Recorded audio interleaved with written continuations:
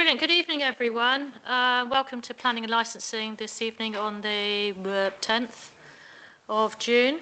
Oh gosh, halfway through the year coming up. It's soon be Christmas. Just throw that one in. Right, so before... Yeah. Right, so before we begin, as part of the start of the new civic year, I'd like to remind everyone present that this meeting is being recorded and that recordings will be retained and made available to the public to view. All attendees are asked to ensure that their contributions are appropriate, respectful and relevant to council business. Please also ensure your microphone is switched on if you wish to speak. The Council is committed to upholding the principles of civility and respect pledge, which seeks to foster a positive and professional culture within local councils. This includes ensuring that councillors, officers, employees, volunteers, members of the public and partner representatives are treated with dignity and respect at all times. We ask that all participants conduct themselves in a constructive, courteous manner and help maintain a respectful and inclusive environment throughout the meeting. Wonderful. Before we have a stampede and big scrap. No snoring. Right. Apologies, Duncan. Well, we're all here, so no apologies. Yeah. So no apologies. Well, I mean, people might have said, really sorry, I can't make it. You never know. Interests. Anyone got any interests? Oh, somebody come up with it, you know. It's got to be a stamp collector in here somewhere. Right, meeting management issues. Well, I don't think we've got any of those at the minute. Right, so minutes. We've got two draft sets of minutes for the 13th of May, 27th of May. I've looked at both of them. I couldn't see any issues.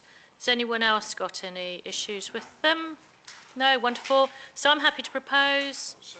Sandy, second. All those in favour? Brilliant, thank you. And any matters arising from those? Duncan, you haven't got anything? Nothing no. That won't be dealt with later on the agenda. Yeah. Right, so open session for electors, verbal, written questions being inundated with? We have no written questions and I don't think we're expecting any members of the public this evening. No, okay, wonderful. Right, active consultations. Right. You're probably aware of the Henver Road proposed Puffin pedestrian crossing, which we discussed at the last meeting. I gather that there's been another meeting with Cornwall Council following the responses, including ours.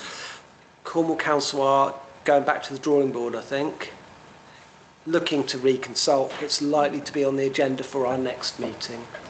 They're not going back to the drawing board. They're extending the consultation period with the public and doing a letter drop because they open it up as a consultation and a Cornwall Council member had gathered his own data, which so they've extended the consultation period. But they are looking for a clear response from Newquay Town Council in light of the meeting for guidance, weren't we? Because, yeah, they did say that, I think, Joanna, because Joanna was there too. Yeah. One thing I can add was that they are absolutely adamant that although the obvious place for the crossing is on the west side, and that's what either the footfall tests showed, the people going on the west side, they're absolutely adamant because of QuickFit that they cannot put a crossing on the west side.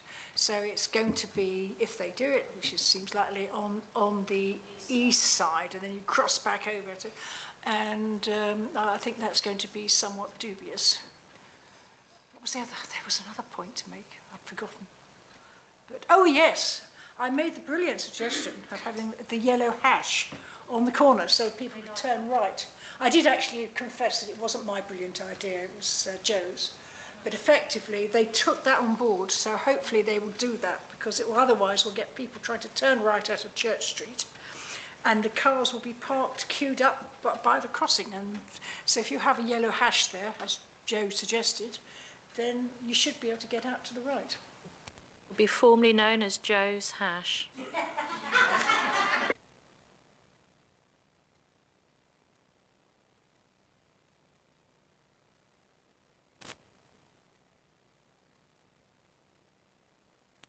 painted on for you, Joe. Joe was here. Wonderful. Can I just check? Yeah. So we are going to be reconsulted on the same thing? I think so. I think it will come back next meeting. I don't think we are. They are looking for that consultation. So I asked the Cornwall Councillor officer. Somebody owes something. Adam? Adam, yes, there was 2 Adams, weren't there? Adam O'Neill. And to send you all the paperwork again, so we would have it for the next council meeting, because they purposely set the consultation date after looking was it the 30th of June, isn't it, I think? Right. So, but you haven't had it yet, because he's going, oh, yeah. I quite possibly have. I just haven't looked at it because I've got this meeting to worry about. So for the next meeting, it needs to be on the agenda. Yeah. So it was just having the visuals again. They need a more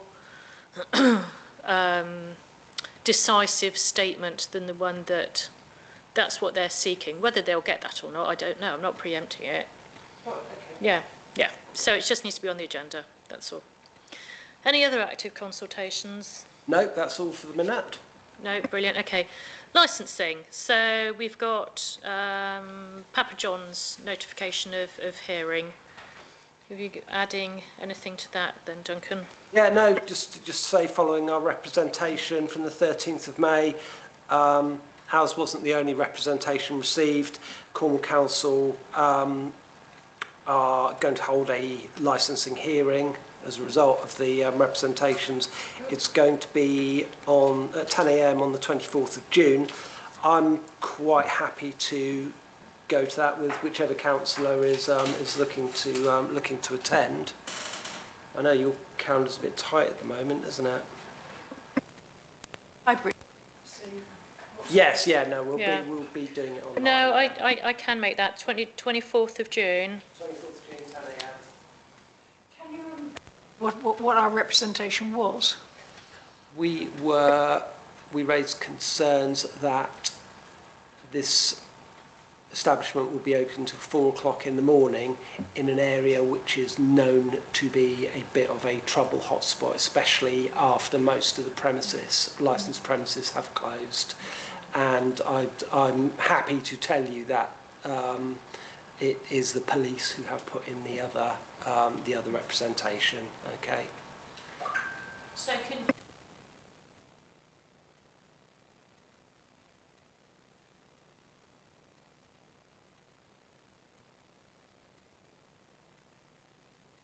Be very, very long. I know. A couple of those. Yeah, we ought to put it forward that we produce sticky stars or something, or a badge that you get afterwards. That if you get like a free cup of tea or something, biscuits.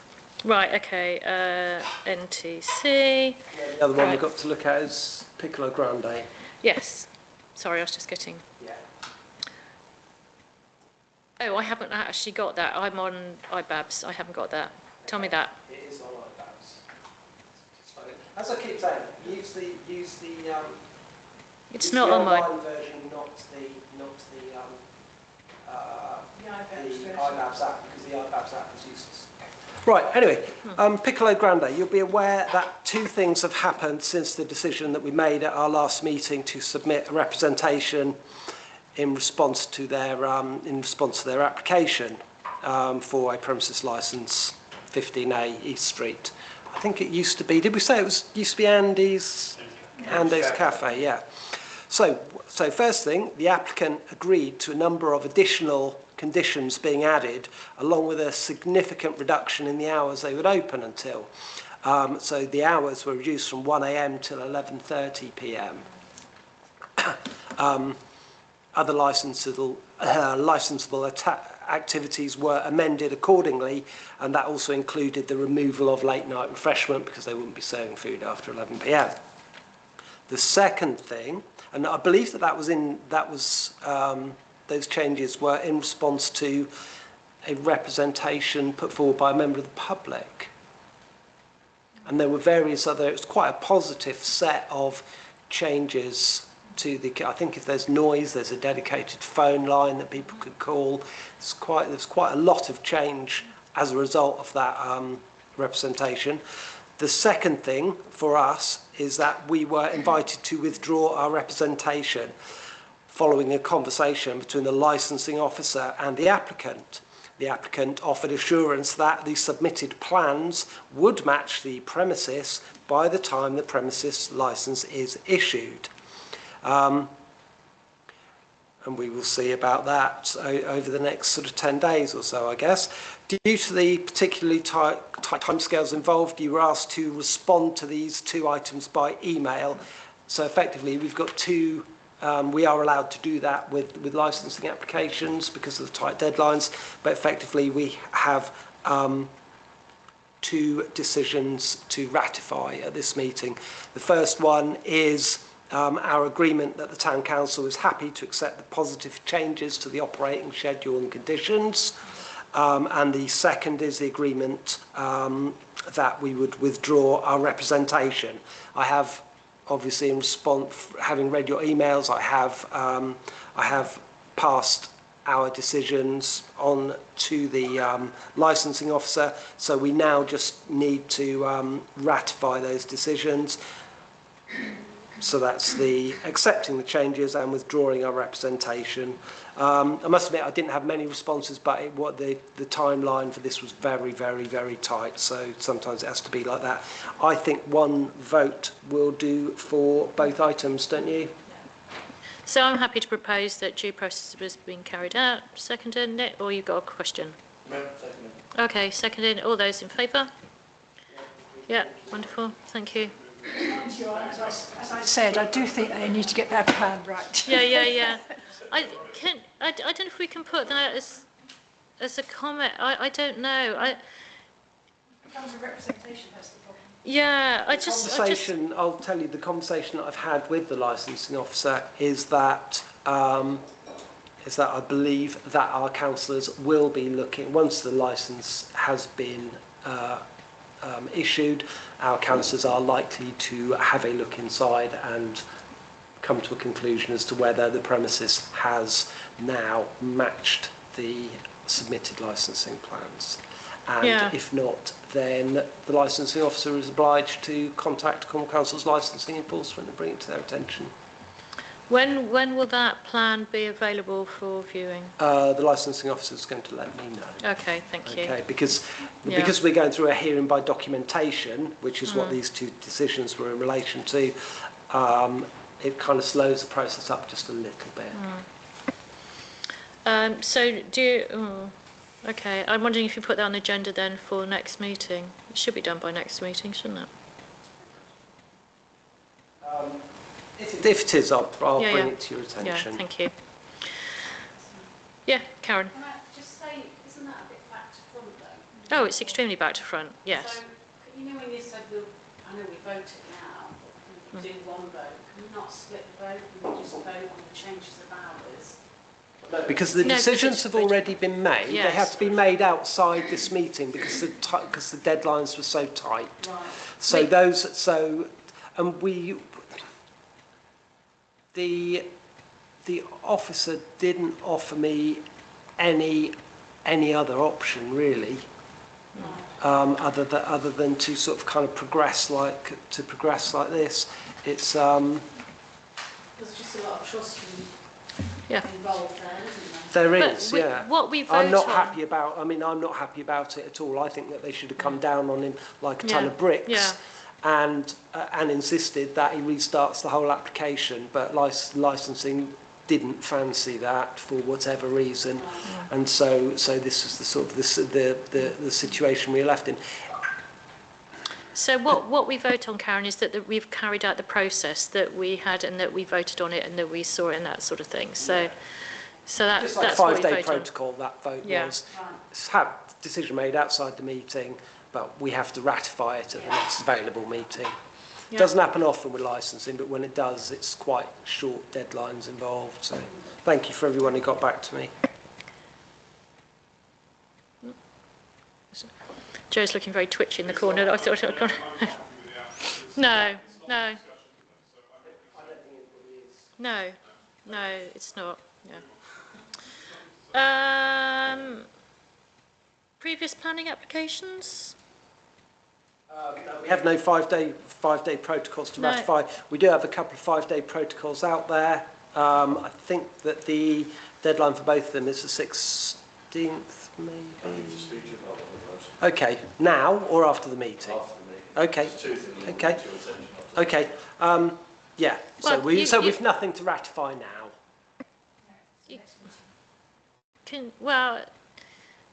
That makes it look like it's behind closed doors. They aren't on the agenda, Sarah. We can't discuss them. Okay. Okay. If we need to, we'll discuss it next meeting when we ratify them. Right, so we haven't got anything on list 1 for planning applications. So when we triaged, there was only 2 applications and they both needed discussing. So, yeah. Can I ask a question? Yes, Joanna? Nothing to do with this meeting, but Duncan, you sent out a message saying this is in your ward, and it was the yoga studio, and you said we are looking to discuss this on the agenda. Does that mean you have decided that it's going to be on the full agenda, or it could still be rubber stamped through? It will be on the agenda. But it may not. You haven't made a decision about it. You haven't triaged it yet. No. Just take it when you see those. They are going. That's the meeting that the application is going to. But whether it is accompanied by a recommended response or we discuss it in full is partly down to you lot and the response that I get from you, as well as any members of the public. Okay. So the other planning applications came in after the triage meeting, so it was too late to triage. If that makes sense. Right, okay, so list 2 applications. Yeah. Sorry, I'm just pressing that. Chunder, pigeon flies in. Right. Application 1, PA 26/03275. Miguel Trebarwith on Trebarwith Crescent. Application for modification / discharge of a planning obligation in relation to PA 17/11528, dated the 2nd of the 4th, 2019. Okay. Duncan. Yes. So, so we'll just quickly familiarise ourselves with Gwel Trebarwith, which is, where are we? Oops, sorry, the strange thing's coming up on the screen every time I touch it. So this, you've got the tram tracks running here, so this is the Gwel Trebarwith site. I'm not certain if it's been finished there or not. We have a street view of it as well. Not that we really need it, because they're not doing anything to the building. God, my computer's going very slow, so you'll have to bear with. So the background to this, there's Gwel Trebarwith, for those of you who aren't familiar with it. So the application to demolish the old Trebarwith Hotel and redevelop the site was initially refused by Cornwall Council, allowed on appeal in February 2019. I'm gonna nip in a little bit of extra detail here, in that the appeal was interesting in that the inspector chose to give limited weight to the post-examination Newquay Neighbourhood Plan, despite contrary guidance stated in the Town and Country Planning Act and the NPPF. As you can see, I'm not bitter about this at all. We wrote to James Brokenshire, the Secretary of State at the time, and he just fobbed us off. But that was a very poor planning decision by a planning inspector. Anyway, the final permission was the construction of 6 townhouses, 9 apartments, a detached dwelling with associated landscaping, car parking, and a change of use for 2 of the properties on Trebarwith Crescent from a hotel, I think they were part of the old hotel, to residential. That's the location plan. I think just to make out that light area, that's the location of the Gwel Trebarwyth. So this is an application for the modification or discharge of a planning obligation. The planning obligation in question is the Section 106 for an affordable housing off-site contribution. So when this was granted, they were never going to provide affordable housing on the site. So in cases like that, a contribution is made for affordable housing to be to fund affordable housing elsewhere. Unfortunately, it's often outside Newquay, even though the development was inside. So an agreement was reached anyway that they would make this contribution. The applicant wishes now not to make this contribution. The developer has put forward the argument that increased expense in the build cost, this being much higher than expected. The build time ran over the expected completion date. It was estimated to be completed within 72 weeks, but has taken 5 years. The market today is much weaker than at the start of the development. The world was a very different place 5 years ago, we'll all agree that. The properties are not achieving the sale prices. We had projected a sale price for the complex of redacted, but yeah, the expected price is now, well, redacted, but presumably much less. Unfortunately, all the documents associated with the application are no longer available online, so we don't know what the affordable housing contribution was that was agreed. You do have it's the only comment for any applications that we're looking at this evening. It's from the planning obligation officer, and he notes that I think this means, in addition to the agreed Section 106 off-site contribution, that there are still other contributions as well that haven't yet been triggered, and they relate to education, further affordable housing, something called off-site POS, and I have no idea what that is. Oh, I was talking the other day and I can't remember what it was. Sorry. But yeah, so it would seem that there are further monies that this site is due to pay Cornwall Council, as well as the Section 106. So really, the question put before you all is: do you feel that that you're happy with the applicant's argument that it took a lot longer to build and that the market has changed, or do you not agree? Are you not happy with that argument? Before Nick comes in, I suspect this actually won't take long to decide. Well, it has got all the figures here, isn't it? So it's got education, 27,360. Affordable housing contribution is £169,575. And off-site POS, do you remember what POS is, Nick? I can't. Sorry, I've forgotten. I was told at the planning meeting. Okay, you've forgotten. It's fine. Yeah, I've forgotten. Sorry.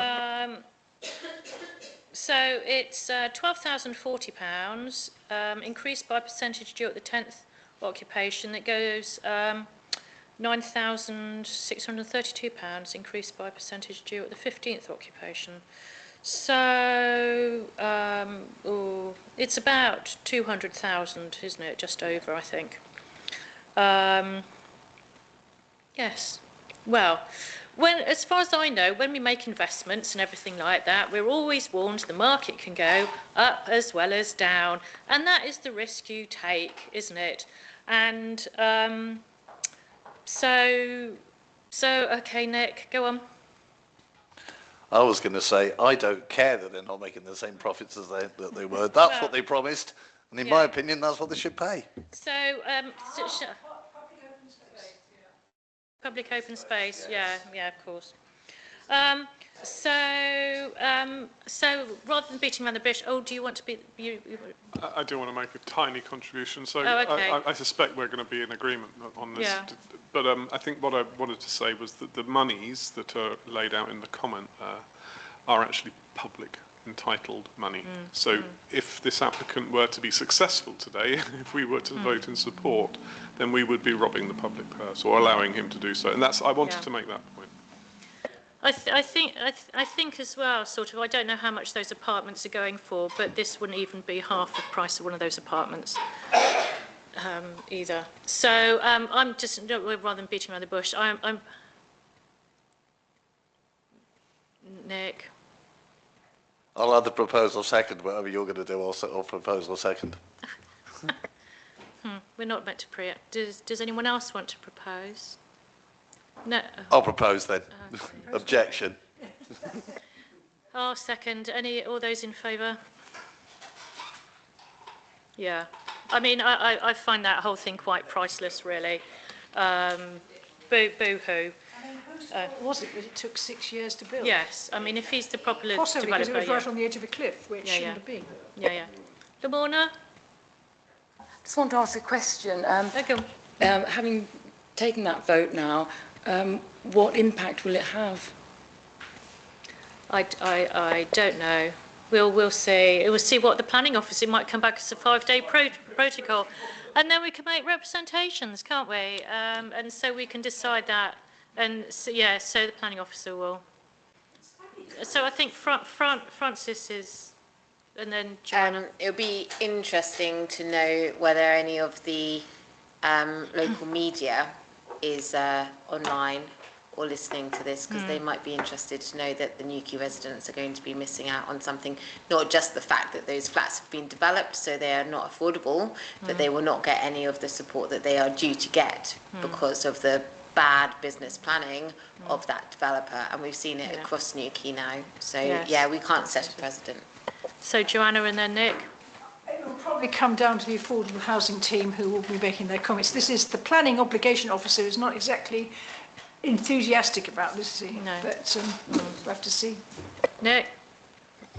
I was told in the meeting the other day that the Section 106 money can only go either in the town that it's supposed to be in, or one either side, and that's it. Well, that could be St Colin Major or Perranporth, isn't it? It's still not. It's the next division over Cowan or St Morgan Pilot. Well, that's interesting. Crantalk, yeah. Right, okay. Swiftly moving on. Right. Yeah. Whoosh. Next up. Right, application 2, PA 26/00627, 16 Island Crescent, extensions and alterations to existing 3-storey dwelling. Duncan. Right. This application is very much the meat in our planning and licensing sandwich this evening.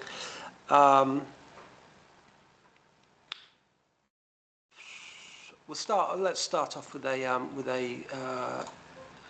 street view, or an overhead view, in fact. So that's the this is Skerryville, 16 Island Crescent. We have a street view that we can have a quick look at as well.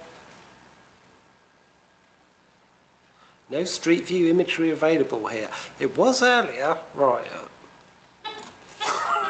That's never happened before. Right, okay, let's just try that a different way, shall we? That's bizarre. I don't think the van, Mr. Google, has actually driven onto Skerryville. No, I've been looking at millions of different views of it all day, to be honest. Right, so this is the most recent view, and it is 6 years old. It's a 2020 image. In terms of other consultees, let's get that out of the way. In terms of other consultees, the Coastal Protection Authority are included on the list of consultees. I don't believe, or as of this afternoon, they hadn't responded yet. it would have been useful if we could have come into the meeting knowing their view on it, but hey-ho. In terms of the background, well, its background really has become that of a derelict building, and I wondered maybe if Joanna wanted to just quickly update people about Skerryvore and what goes on in terms of it being just quickly in terms of it being on our derelict buildings list. It's on our derelict list. I've got a few things I want to say when we came to discuss the application, but effectively all we're saying is there is a planning application and they've taken the roof off, which means they haven't got the problem of people dossing in it. But it is a ruin. And if you were, and that, I think I will have things to say when we get to the debate, but that's all we're saying on it.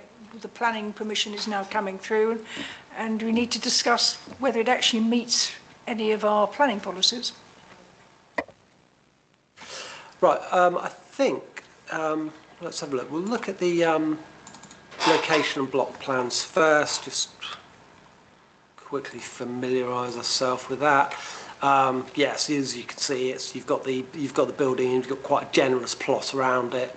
I found the design and access statement quite useful, so I think we're going to do a lot of this using the design and access statement. So I'm going to zoom in a little bit here.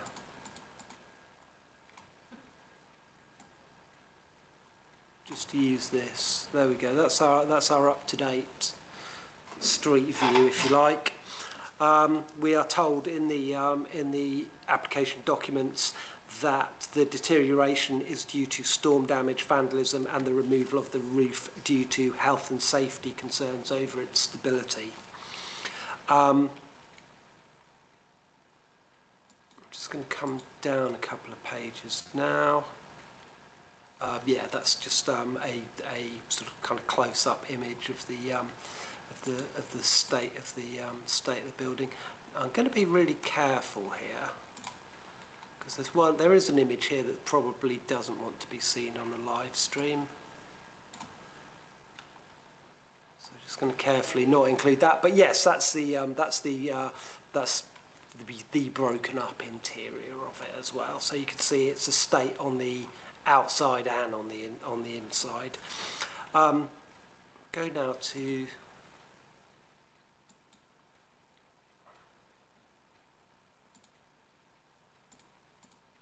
right. Okay, so we've got some elevation drawings, but we've got these nice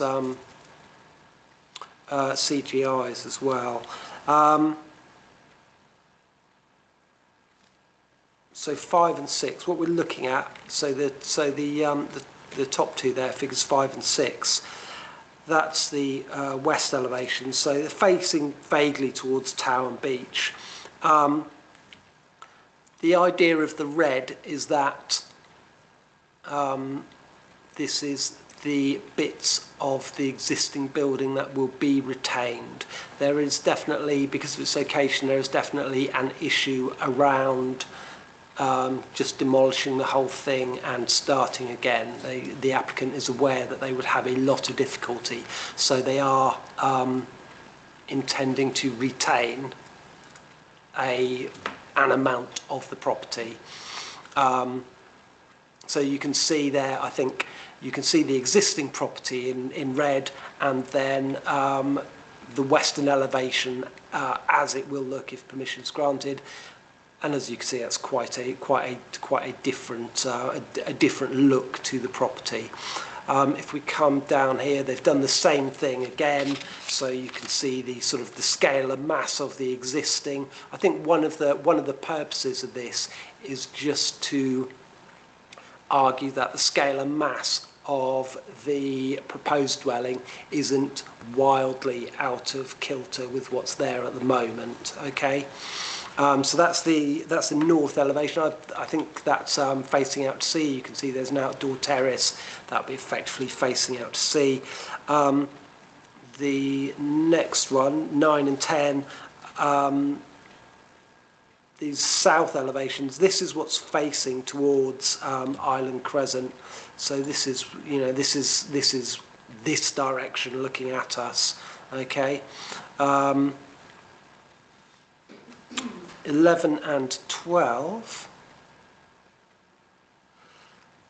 That's the east elevations. That's where it's facing towards Great Western Beach. And then they've marked another one, 12 as well, which I don't think they intended to. So 12 and 13, and I think that's a more distant view of the what I believe is facing towards Towan. We've got a nice overhead view.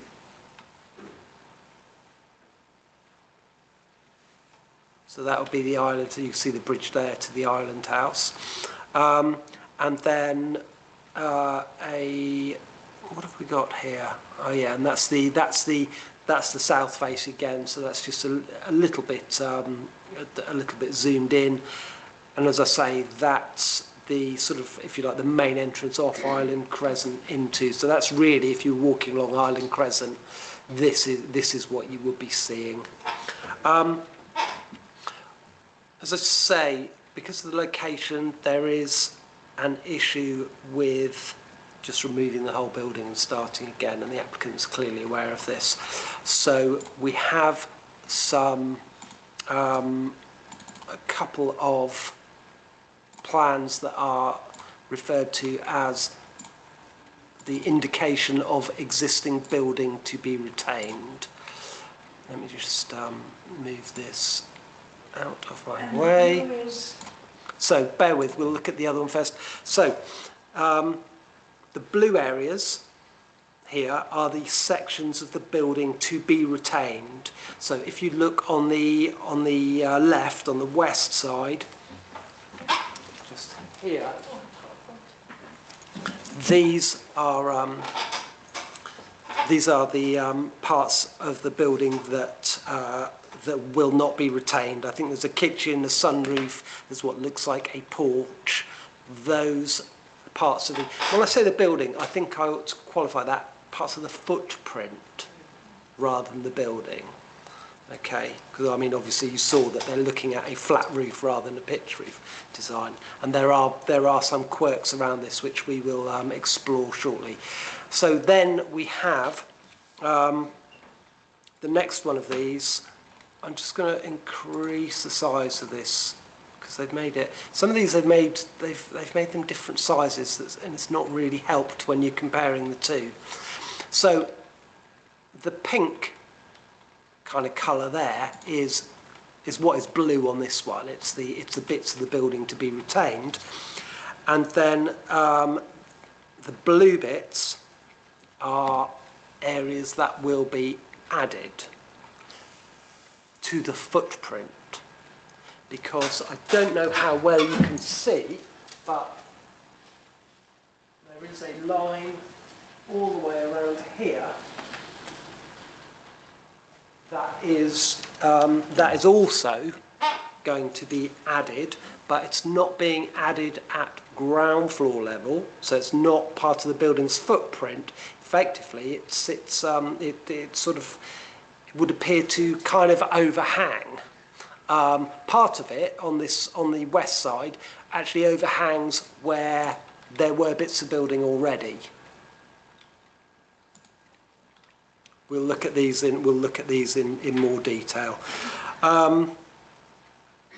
As I say, that's the ground floor footprint of the building. The dotted line shows us what's extending beyond that footprint at first floor level.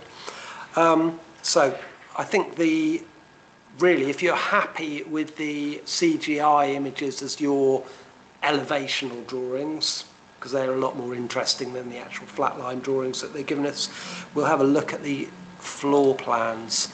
So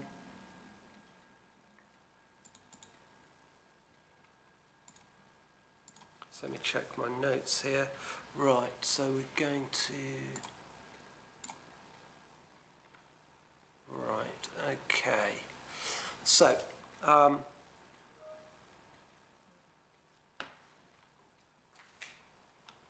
looking at the first floor here,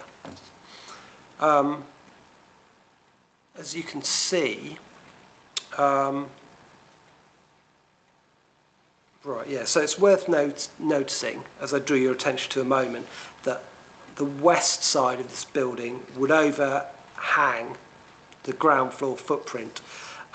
It would kind of shadow that footprint of the kitchen, sunroom and porch that aren't being retained.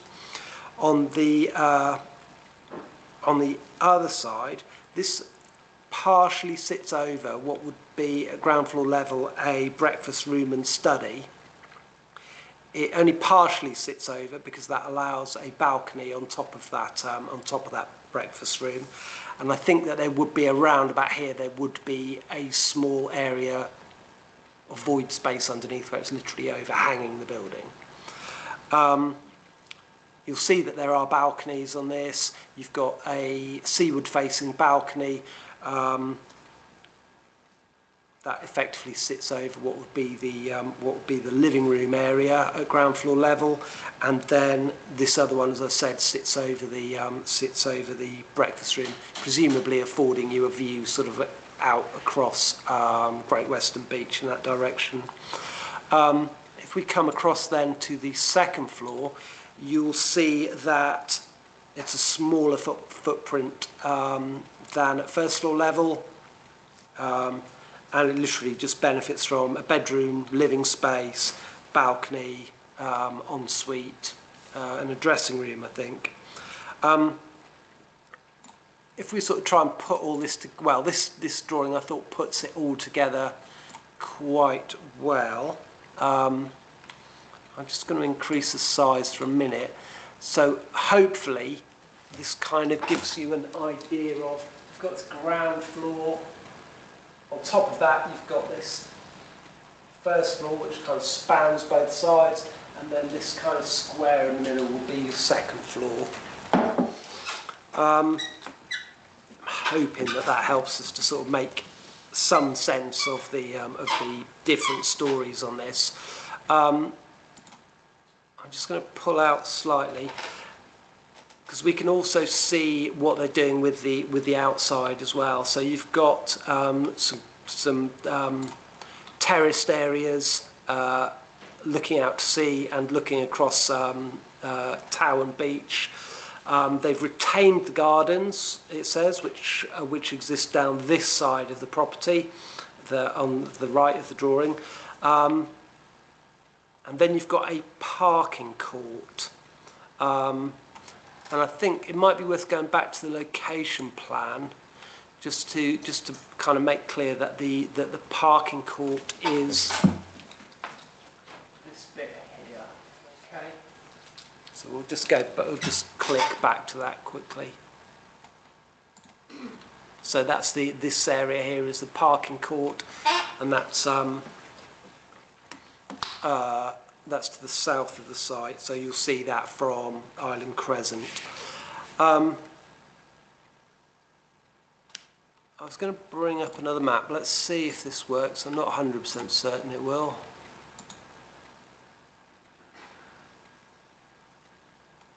Right. Okay, so this is Cornwall Council, if it works. This is Cornwall, yes it has done, lovely. This is Cornwall Council's interactive strategic flood risk assessment map, which covers flood risks and coastal erosion.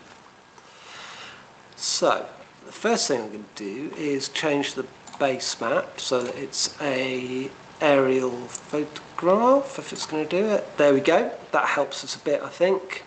And then we're going to go to the layers on this that Cornwall Council give us on this map. We've got shoreline management, and I thought that the coastal erosion planning constraints was the one that showed us most clearly the concerns around coastal erosion and this site. And hopefully that's going to, there we go, it kicks in nicely for us. So, Skerryville is somewhere underneath this dark blue bit. This, perhaps the most useful marker here is actually this brown one. This is the in planning terms is the buffer zone. I'm then going to just finish this off, and I won't keep you much longer. I know I'm going on a bit here, but if we go to the neighbourhood plan,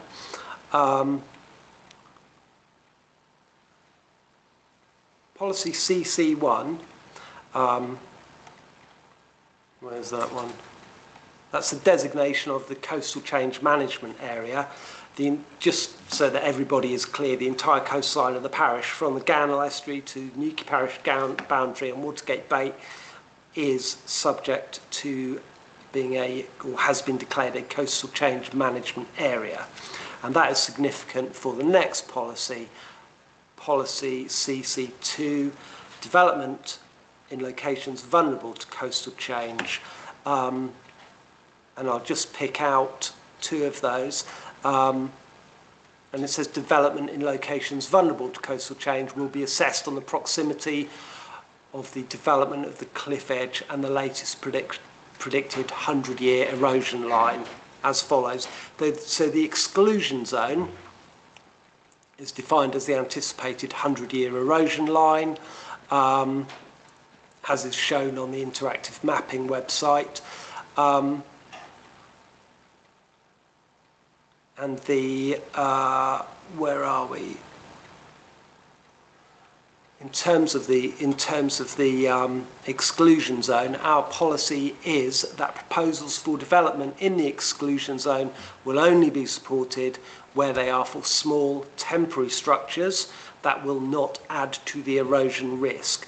Residential development will not be supported. I believe that refers to new, that will be interpreted as new development, perhaps hence the reason for keeping as much of the building as they could.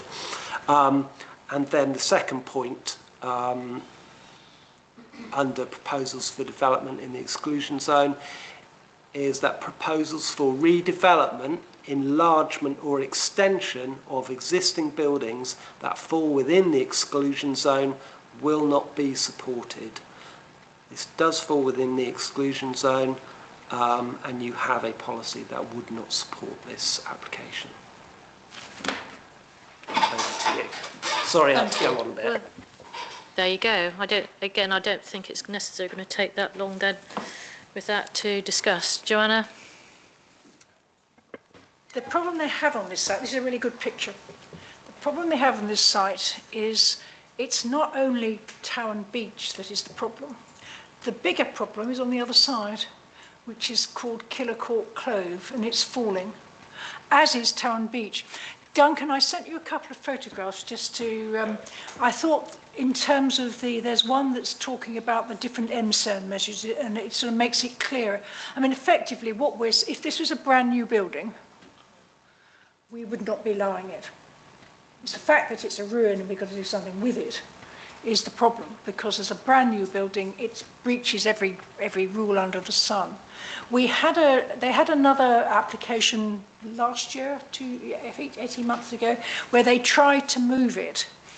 And we had a site visit. It was quite fun because the cliff experts started walking towards the cliff to the Killercourt Clove site. They screamed at him to come back because it was just so dangerous.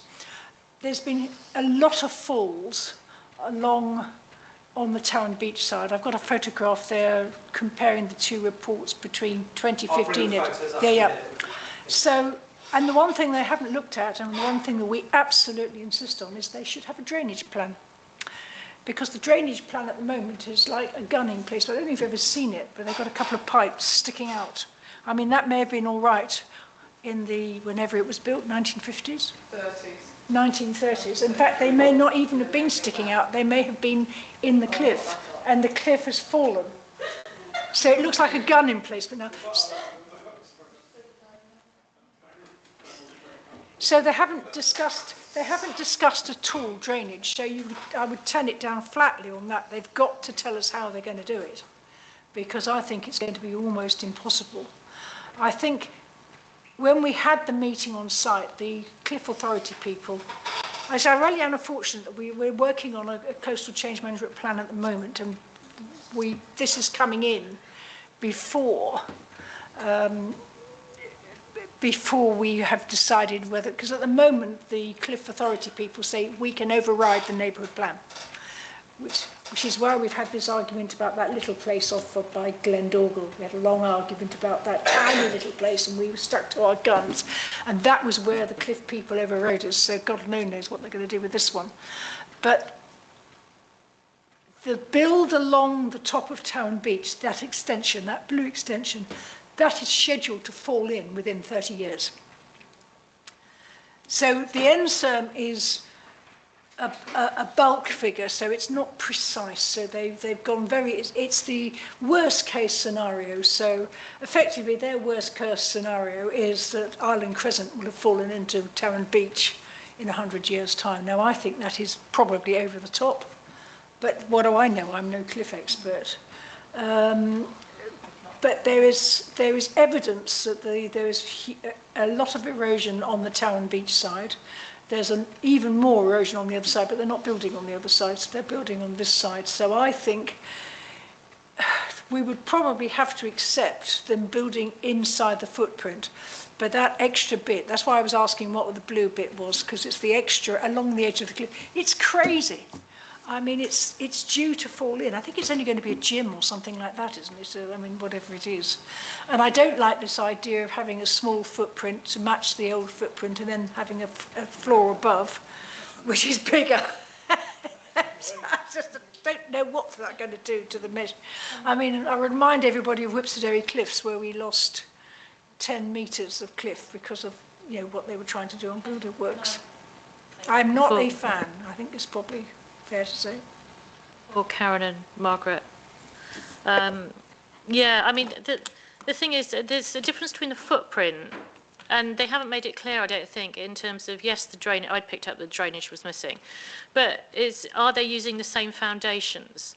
So I suspect as far as I know, normally they would still be digging the foundations out. Mind you, they said they're keeping the walls, didn't they? So, yeah, because they keep saying, but I'm a bit, I'm afraid I don't believe them on that, because if we're going to have a counter-levered first floor, then the walls probably aren't going to be designed to be strong enough to be able to withhold those, and there's a huge extra weight they're proposing, really, I think, with the new design and structure, that, and for cliff failure, one of the instigators for cliff failure is extra weight. So I've got to admit, I'm not keen on this as it is at the moment, and with the lack of drainage plan. And just flicking through their design statement, they've got a boundary of a line of prediction of cliff failure, and they quote the neighbourhood plan for redevelopment things, but they don't quote us for our redevelopment when we will be objecting to it. So yeah, Karen. Yeah, I was a bit concerned. I quite actually like the design, but I've got concerns about the weight because of this overhanging, and also it looked taller as well than Skerrymoor House. That black bit at the top, you see, is poking above what. Is it 2 stories, and it's going to go to 3 stories? So, I thought it was 3 stories. but it's sort of flat roofed. But the other thing that it's probably better than a derelict building. That's what I'm thinking. The derelict building is an eyesore and has been. They've got to do something, but it's just not. It's going too near the edge as well. I'm just so concerned. And is it going to be purely residential, or is it going to be some sort of hotel kind of setup? It's not. They've not applied for it to be a hotel. It is. It's a lot of bedrooms. It would be the C3. There is no change of use applied for, so it's the C3 use class. But that does cover an umbrella of stuff, so it could have it could be servicing the tourist economy rather than being a residential I think home. so, because the But top, unfortunately, that's the umbrella that it comes under. because the They're calling top it a bit looks householder, like aren't it's they? So it's, self-contained flat. residential. It looks like the top bit could be a self-contained There's bit. a kitchen in that top. Ah, right. There is a living space, bedroom, and There's a lot of bedrooms. And I just think the overhanging bit is just putting so much weight on that cliff edge. It's really worrying. No, how it be engineered, the weight isn't on the edges. That's the whole thing with cantilever, is that the weight is in the But middle. it's still heavier. But it's still, yeah, within a much smaller area. But I'd I'm like looking to at the see more some of sort being a of development physicist there, and sort of 'cause like that. Yeah. Margaret? So I was literally going to say what you said about the foundations. They will have to do some new foundations to take the weight of that cantilever. But interestingly, you know, you say it's better than a derelict building. Well, probably it'll have to get knocked down a little bit like Whipsodary because it will start to crumble. But they've put in a cliff face inspection report that was done in 2023. We have had so many rockfalls since 23 years, but they think that putting a cliff inspection in, and they haven't even updated it. That, you know, I thought they had. I thought 2023 it says. There is a 2023 one. I thought they put in a new one as well. Well, I'm just looking at the one that's online. It was done in 2016 and then 2023. It's not more up to date than It was right at the bottom of they the. always say, I mean, I've become very cynical. But we have had a number of rockfalls. We lost part of the Killicourt, if you remember, and we had to fence it off, and that is right sort of close to them. Could you, Duncan, could you just show that picture I've got of the comparison between 2023 and 2015? That shows you, gives you a very good idea of what's happened. Now, that's just the plumbing. It would be on one of the earlier emails. That's all about the plumbing. Right. Are you telling me that you sent me more than one email? I've sent 3 emails, yeah. Sorry. That's fine. Yeah, I can bring those up. I will have to stop sharing my screen because I can't share my screen on a live stream. Well, there's One no d- hurry about it, but one- effectively Are you sure? the difference between 2015 and 2023 is shocking. And we've got 3 years where we've had. Yeah, and there isn't that much difference actually. I went and took some pictures and compared them to the 2023 pictures. I And think- actually there isn't much difference looking straight at it from under the bridge, but by the steps, the whole of that side of the cliff is disintegrating down by the steps. And there was a big fall there about 10 years ago, and you can see how the cliff is. Again, I've got that on the. Yeah, I know. Duncan, can you bring up the coastal, the valuation report at the end and go down to page 11? Yeah, oh, that's the photo I'm looking at the moment. Yeah, that's the one I want. Well, no, it's the same as that one. That, yeah, can we just hold on that one? So that is a fairly up-to-date drone shot of where we are now. And now you can actually really get the impression as to how close it is to the top of the cliff that the front of that building is if they are going to be putting new foundations in. I'm more worried about the bit over Turren Beach, but yeah. I know, yeah. But I mean, you know, all of it. So I think I'm going to propose objection on this because, one, it hasn't got a drainage report. Two, the cliff stability report is out of date. And that it might be keeping the same footprint, but are they going to be putting new foundations in? I think that's going to be a huge implication of what with that. And we've got it in our neighbourhood plan, that redevelopment that we are opposed to. Yeah, go on, John. Which I think is what Karen said, is it is what we call a sensitive area. I quite like the design, apart from the fact it's top heavy. In terms of where it's going to be, which is totally iconic, is the bit where you look over towards the island and the stuff. Are we happy in terms of sensitive area that we're not objecting to the design itself, just the effect that it's going to have on the cliffs? Yeah, Are we worried about the design? I think before you jump into that, oh no, can you put that back? Can you put that image back a minute? I think I haven't got a pointer. The development of the flats on the left-hand side, I think, is a fairly modern, quite tall development. So I don't think that we can, you know, even though it doesn't fit in with the Edwardian villas that are beside it, it's right, Nick, that it's fitting. So yeah, I don't think we can really comment on that. Francis? I was just going to say on that, I actually think it's a really nice design, and I think it's quite cleverly done.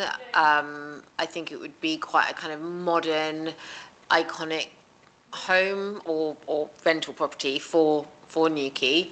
But I just think the risk, as we've seen in Whipsey and everything else, it's just, I mean, I'm kind of a bit torn, because I kind of think, well, if you want to sink your money literally into the sea and go ahead and do this project, well, it's like, who am I to say no? But equally, I kind of think from a common sense perspective, we can't really say, yeah, exactly. I don't object to the design at all. I think it's modern. It's not a bad design in terms of what it looks like. So we're not concerned with the view of it, other than the fact it's obviously too big. But that's not because it's too big in itself, it's because of where it is. If it was anywhere else, I'd say yes. So I'm not...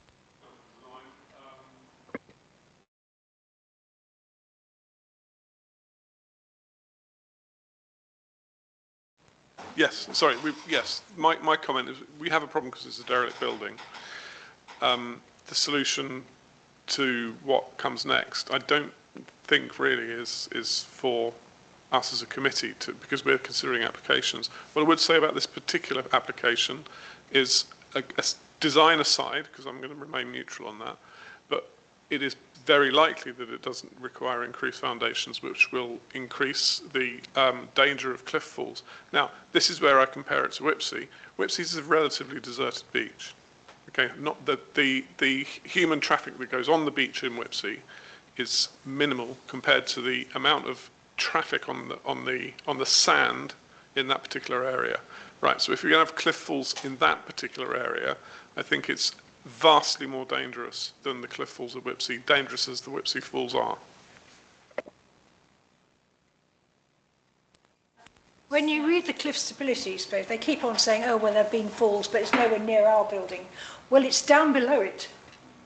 And on that corner, as it comes around that headland, it's a pity I should have sent you the picture earlier, but it's the difference between what it's like now and what it was like 8-9 years ago is, you know, we're talking 30 years, 70 years. In 70 years, that lot of that is going to be gone. Even if they're being over pessimistic about the amount, and I hope to God they are being over pessimistic about how much we are likely to lose. We are definitely going to lose something, and we're definitely going to lose all that bit on the left hand, the east side near the bridge. Yeah. I mean, looking at the image we were just looking at before, there are bare patches on it where obviously stuff's fallen because it's vegetated around there. There are bare patches on there, so it is very much an active geology. Duncan? I went on the site, there's a cliff dweller, and the thing that stuck in my mind the most was this line of erosion here, because the Cornwall Council expert officers were basically saying, well, this is already caving underneath. And effectively, they were telling us, I can't remember what the time scale was, it wasn't wildly distant in the future, but this would become an island, yes, absolutely. Yeah. Sort of islandification. Yeah. But that, that's not necessarily our issue, our problem, isn't it? It's the landowners and yeah. Right. So I propose. Okay. If we. Okay, Lamorna. Do agree with what everybody's said, and apart from one thing, I don't actually like grey boxes anymore on all the cliffs. I quite like these sort of old designs, but that's irrelevant. But I agree with everything, and particularly protecting the public who will be using the beaches. Well, I just wanted to add, the last thing we want is for any part of this coastline or beach to be closed to the public. And if they're developing this site, so it's so heavy that there's more cliff falls, that what will happen as a result is that the beaches will be closed in that area. And it's just the same as Whipsnade.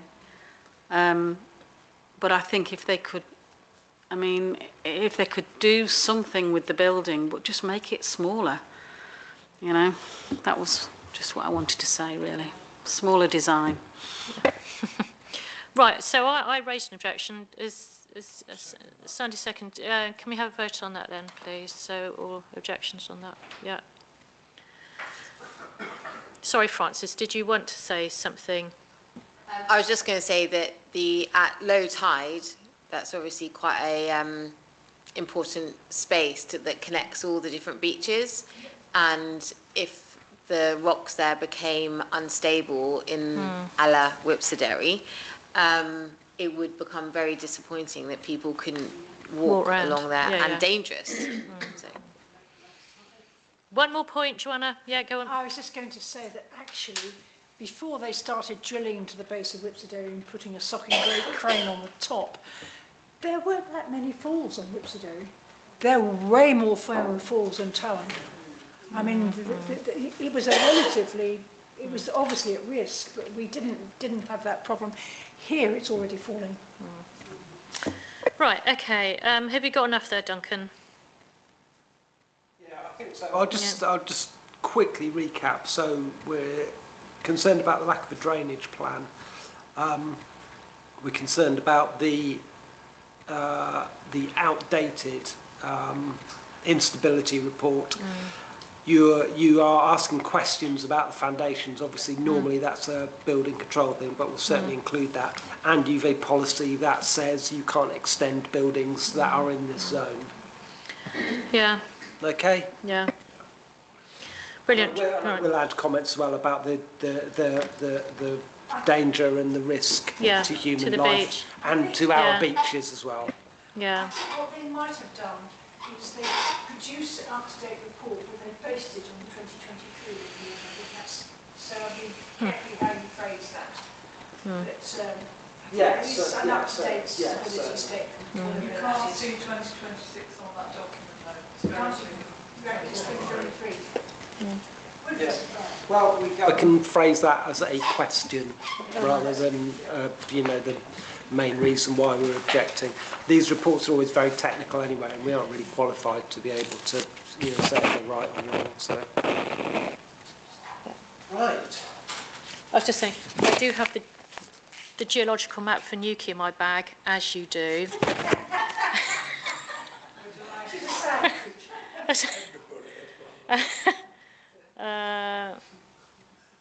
But it doesn't give anything in that. Be pleased to know. Yeah. I just wanted to show you how geeky I am. Right. Okay. Application 3 then, PA 26/03446, 41 Chinance Drive. Proposed extensions and alterations. This came in after our triage, so.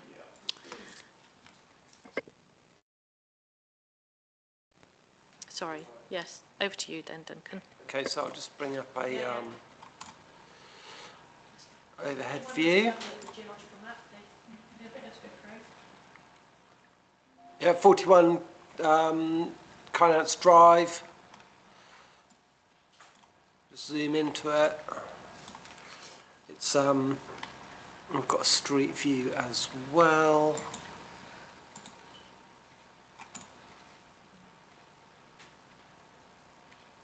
So it's this property here, half of a semi-detached. Right, so we'll start with the location plan, just to familiarise ourselves with the site boundary.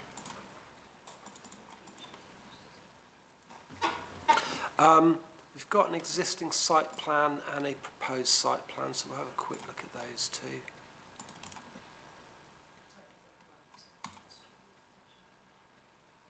Yeah, the description is one of those, we see them a lot, extensions and alterations, which sort of covers a whole world of stuff. I'll just make that slightly bigger, make that one slightly bigger.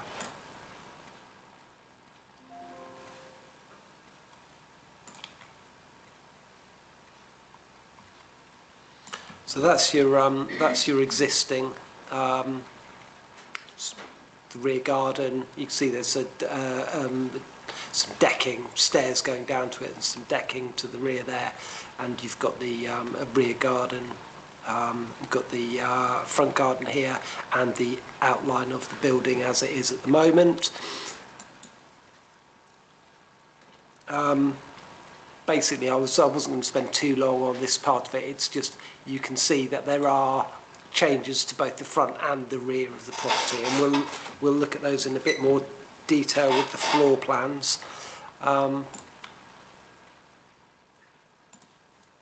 Is it attached, semi-detached on the west, east side as opposed to the west side, or what? I think it's on the east side. Yeah, on the east side.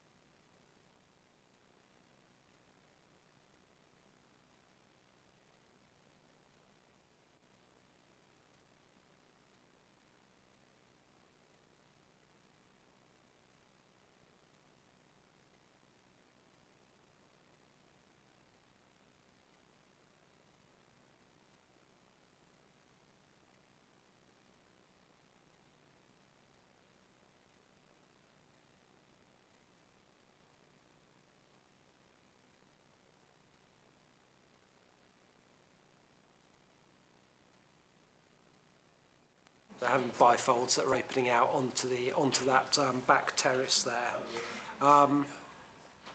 At first floor level, let's just scurry that along. I think that's the existing. So really, what you're looking at here is the grey bits on the existing here are the single-storey elements, flat roof single-storey elements of the property. And if we look at the proposed, you'll see that those are remaining much the same. So they're the elements that they're remodelling of the outbuilding, etc., are all going to remain at single-storey flat roof. And there's no change to the actual habitable areas upstairs. It still remains 3 bedrooms and a bathroom arrangement. That stays the same. Okay? Can you slide it over so we can look at the proposed floor plan for the... that's it, chunga, chunga, chunga. Is that a window here?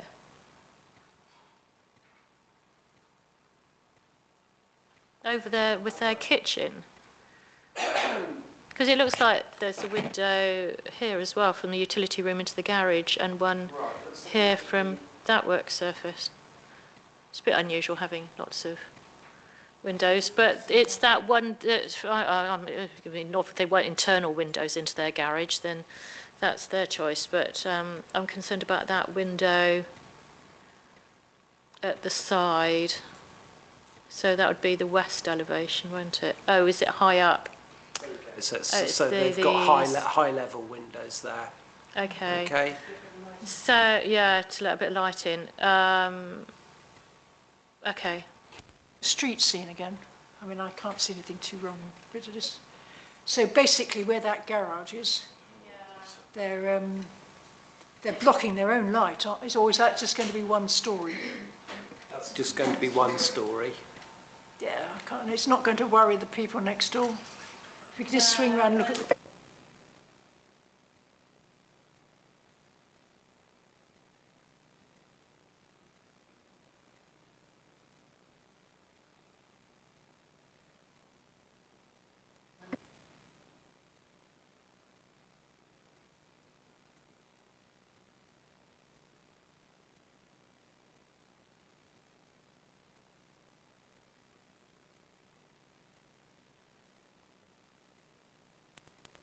Didn't have I was wondering why it made it to list 2. Was there No, it came in after triage. no, explain.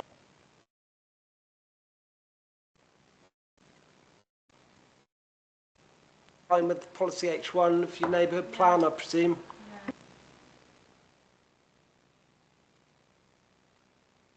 I was also going to second, so. Yeah. You're slow, whip it out the gate, I think, on that one, Nick. Right. Yeah, show of hands. Yes, thank you. Yeah, wonderful. Thank you. Brilliant. Okay. So, application for PA 26/03742, 51 Arundel Way. This is a non-material amendment in relation to decision notice PA 25/01588 from the 11th of the 6th 25. Amendments to increase the extent of cladding and extend the parapet roof between the main dwelling and garage to form an internal hall. Somebody might remember this one. Probably is it best from the street view? There's Arundel Way, I don't know how you say it. Sorry? Arundel. That's how I, yes, that's how I would like it. As in the lovely town of Arundel, spectacular castle. That is just down the road from the Brixton Way. down the road from Brighton. Well worth a Right. visit. So this is number 51, Arundel Way. What we'll look at is, what I've done is dug out the agreed elevations. Just make those slightly larger, and the proposed elevations. I'm not even certain that we need to look at all of them, to be honest. So the north elevation is the street facing. So what was agreed was some work to the garage and a change to this sort of porch entrance area. So that was what was approved. What they want to do is, you can see there's an increase in the amount of cladding on the property over the rendered surface. There's an increase in the cladding, and what they'd got here, this was open, and it was, we'll see from the floor plan in a minute, that it was kind of an open courtyard space. They'd put this parapet roof on top of the garage. What they want to do is carry on, extend that over so that what was an outdoor space becomes an indoor space and effectively becomes a hall. So that's one change that's happening. The other, we can just see from the side elevation. So we probably don't need to look at much more than these two, to be honest, in terms of the elevations. So that was the agreed west elevation. It extends some way back into the garden. So as you're looking at it here, the left side is the front of the building and the right side is the rear. As you can see, they've curtailed this, so they've reduced it.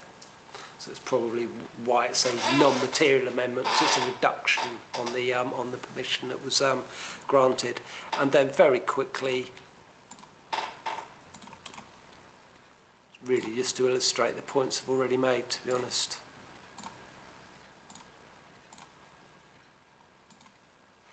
So your agreed plan had this outdoor courtyard area. You've got the garage, store, you've got the main dwelling, but that interlinking hallway went, and it was going to be this sort of a little courtyard space, and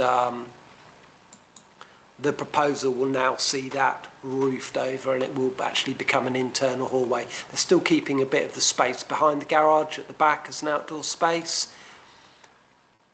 but the bit that runs parallel with the garage and the store, they are effectively just going to keep that as infill, connecting the two. And I think you can also appreciate as well, that was what was agreed into. If you just look at the length of the building, that's what was agreed, and they are reducing that. Okay. Joe? Yeah, I just want to open by saying quite like this, actually. I think they've made good use of a slightly odd shape outdoor space. It's going to become an indoor space, and they can make good use of the indoor. Quite like the fact that they've reduced the scale and mass of it. It seems quite sensible to be honest. Yeah, and I don't have any issues with this. I just encourage, was it G2, it's the water butts, because you're actually enclosing an area, so you can have more water drainage off that flat roof from that covering that hallway if they could have water butts in that. But I've got no objections to this. It may actually make the building warmer and more sustainable as well. Yeah, Joanna? Did you make a proposal then, Joe? I've gone up to it. I don't mind if somebody else does. But Well, I was going to say, if you propose support, I'll second. right. So in that case, I propose support this. Seconded. All in favour? Yeah, brilliant. Can you make that though, so if they could have some water butts on that rather than for that? Have we noticed that South West Water don't do their water things anymore? That was short-lived, wasn't it? Seen one we've not seen one for a while. I don't know why that is.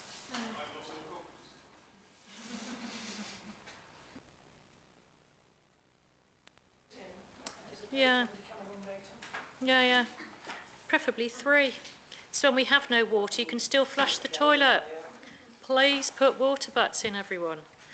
Keep banging on about this. Right, terms of reference. Right then. So effectively, we want to agree on a date for the discussion of the proposed changes to the committee's terms of reference. There weren't many of us here. There were, I think, 4 of us here. So as a quick recap then, the Planning and Licensing Committee was, at our last meeting, asked to consider a revised version of the committee's terms of reference with a view to making a recommendation to the Governance and Resources Committee that these changes be adopted by the Town Council. The changes refer to section 7 of your terms of reference, which is the scope and specific delegations. I'm not going to go into the detail of it now because that'll throw up a whole conversation, but we did agree at our last meeting that it would be useful to, or it would be wise to arrange a separate meeting. There's a lot to be talked about here, I think. So a separate meeting where the proposed changes could be discussed in full. But we didn't really, because there were so few of us in the room, we didn't really get any further than just saying we need another meeting. The Governance and Resources meeting is scheduled for the 27th of July. So to be on the safe side, I would like to furnish the Town Clerk with your response no later than the 20th of July in order that it can make the deadline for that meeting. So are we able to choose a date now? I mean, it's handy with you all being here. Or would you prefer to be offered a range of possible dates? Are there any preferences? Daytime, evening time, before a meeting, preferred day of the week? It's up to you. I can do a doodle poll. You can have a look at your calendars now and decide on a time. Before, Up to Joe, you. how many applications have we got in for the next meeting at the moment? Right, okay. That might change. It might change. I'm just really reluctant because I know how busy everyone is in terms of making it, if we do put it on the agenda for the next meeting, but people need to read up about it beforehand. A lot of it is in terms of is alterations in terms of Newquay Town Council planning applications and how they're dealt with, and how that goes through. So that is the main gist of it.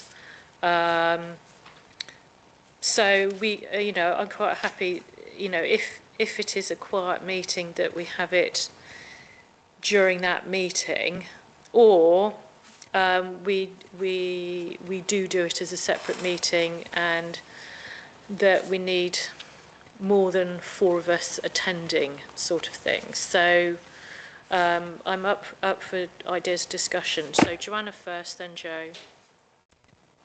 Both Sarah and Duncan have been incredibly tactful. What happened at the last meeting was, and I can't even remember what it was. Was it the statue or whatever? We had an application from Newquay Town Council, which we discussed. No, it was the lighting. It's the Library, whatever it was. It was the lighting, yes, which was an interesting one, which we finally agreed to support, but with some concern about what these new lights are going to look like. We then got presented with the change of terms of reference, which basically said you can't comment on Newquay Town Council applications anymore. And basically we threw it out, and this is when Sarah tactfully said, well, perhaps we ought to have a discussion on it. I mean, this goes back quite a long time. It was the only other time we've had an application. And we did object to a Newquay Town Council application because they said during the Killicourt they hadn't got a drainage plan. And we said we can't accept it without a drainage plan. Eventually they got a drainage plan, which frankly enough hasn't worked because they're changing it at the moment. But what we agreed at the time was we would have some sort of process where, people, when Newquay Town Council was going to make a planning application, they should ask all councillors, including the planning people, because we look at things differently. And then it's no big surprise when it comes in here. The problem was with this one is it came in and we weren't satisfied. Well, we did have some debate whether anybody had actually looked to see what it was going to look like on our beautiful Killicourt. Can I just, Duncan, did you manage to dig out the procedure that was from that? So no, and I'll perhaps explain about that.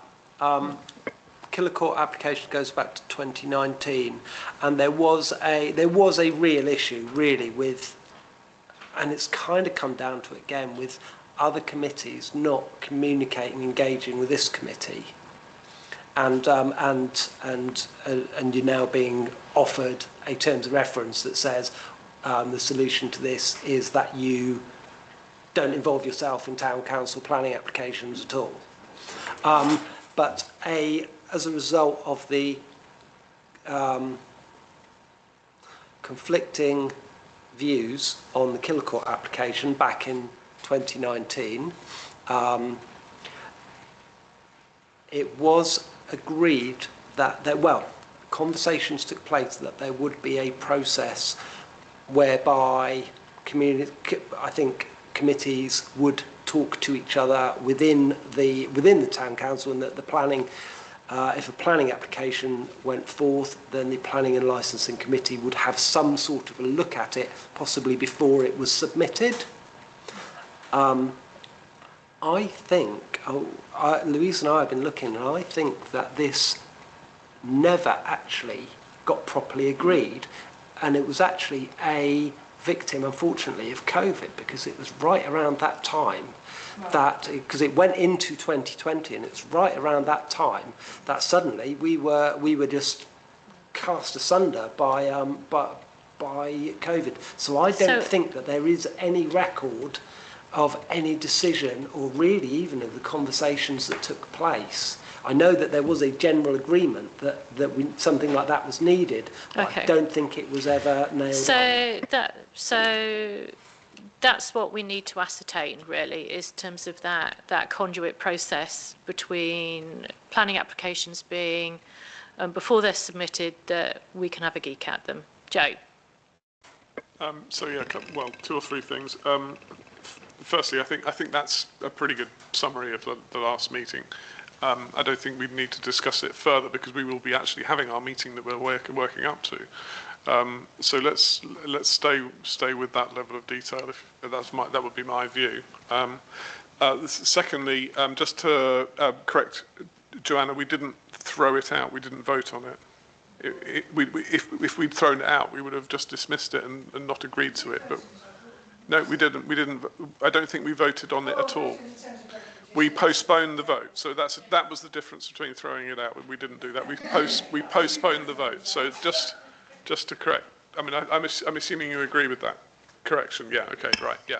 So, and then if we're looking at dates, my preference, and this is just, here I am at the mic, so my preference would be to tack it on to the next meeting, because that gives the greatest likelihood of attendance. But that's just my view. So.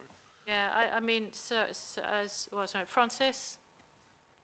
I would agree with that, but also, I can't remember what it's the formal name of it, but aren't we having a new committee created to improve the interaction and communications between different committees, or did I dream that? That's just between ENF and CNT.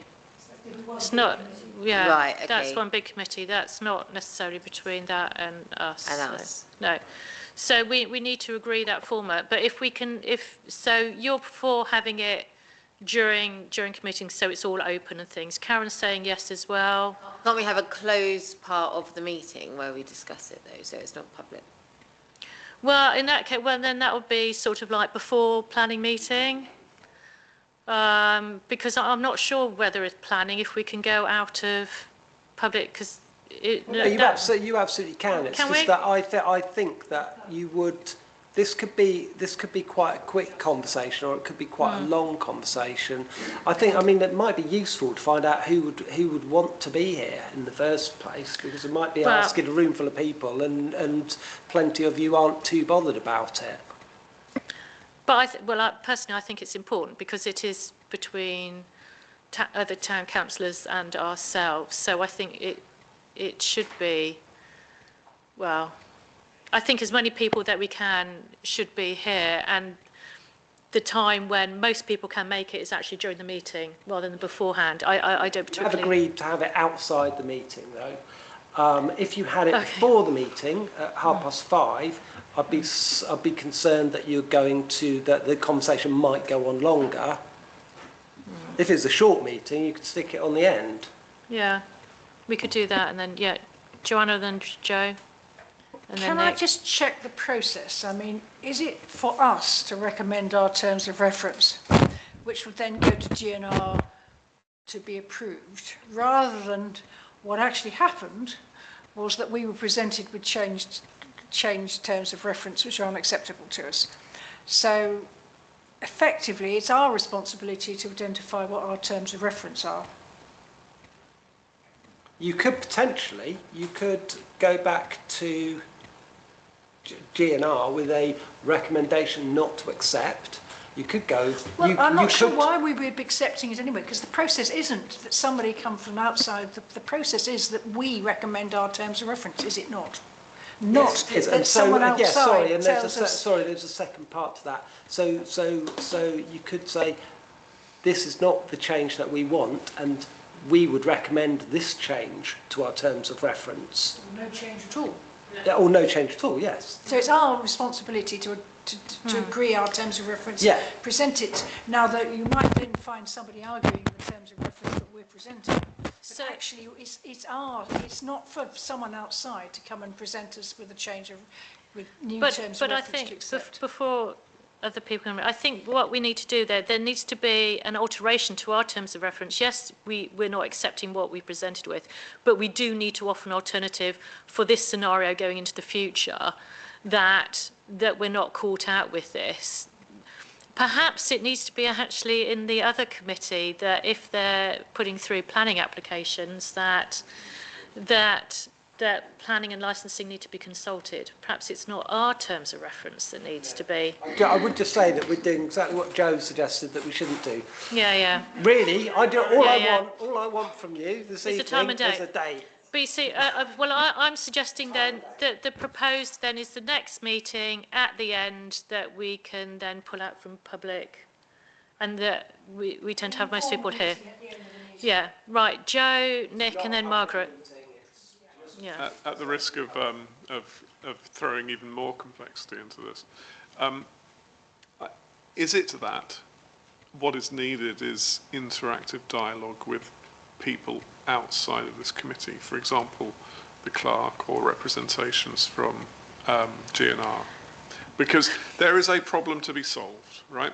Now we can say yes, no to that suggestion that was put before us last time. We can make our own wording, and then things are going to shuffle back and forth. What we actually need is to find out who are stakeholders in the council and what their issues are, so that we can try to get to the bottom of what's going on. Yeah, I think we're still progressing. We're still doing this. So can we just fix the time and stuff that and if need be, then somebody else can come along and join the meeting as well. I think we need to fix just when we're going to do this, and I'm proposing then that it's the next meeting at the end, the meeting of the agenda that we put it on. Unless we suddenly find ourselves with 15 planning. Yeah. Nick. Next meeting at the beginning, because I can't go after 8 o'clock and I want to be here. Then you are limiting yourself to a half-hour conversation, and there are other people. Because actually, a lot of other people I have other commitments to do then as well. So I don't like particularly meetings starting earlier because it shifts back into my day. So it might suit you, Nick. And I'm just saying that it doesn't necessarily suit me. And I'm sure that there's going to be other people that have preferences as well. So as to there or not. So, yeah. Yeah, I'm in there. Margaret. So going back to Councillor Williamson, C&T and ENF are merging because there was so much overlap. C&T didn't meet for nearly 4 times last year, so there was lots of things that didn't get sorted but actually impacted on ENF. But going back to the lighting, I think that came from C&T, I'm not quite sure, but the officer put forward the application. So surely the officers should be talking, because that's what this new process, the new structure of the council, is that we step back and do good governance, and the officers haven't got free rein. I don't mean it in that respect, but they need to be talking to you. You know, so Joe perhaps should have come to you and said, look, we want to put this in, and you say, before you put it in, this is what I think you need to do. And to give Joe credit, he did run it past me and just said in terms of, does this, you know, has this got all the bits that a planning application needs to have? And I kind of had a look and said yes to that. No, but what is...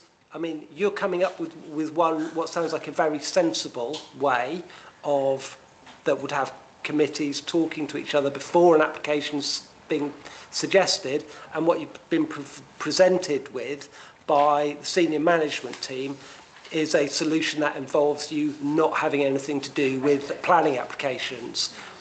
And that's the nub of the conversation. So I think all of this needs discussing. I don't think we should be naming people at all, and I don't think it should be discussed as to what's gone on behind within the town council. So I think we need to stop. So can I have a seconder for that? So Sandy Carter, can we vote on? that it's going to be discussed then as to how we move forward on this at the next meeting at the end, I propose. Side of the planning, Yeah. the planning and licensing meeting ends, and then there will be a conversation about terms of reference. And are you inviting other councillors? Or is it just for planning to make this decision? But it is at this stage, yes, because it's the plan forward that we do with this. Whether it goes on with other committees, I don't know. But it's our terms of reference that wanted to be altered, and we're saying. No, I don't mean that. You're saying that you want the involvement of the council.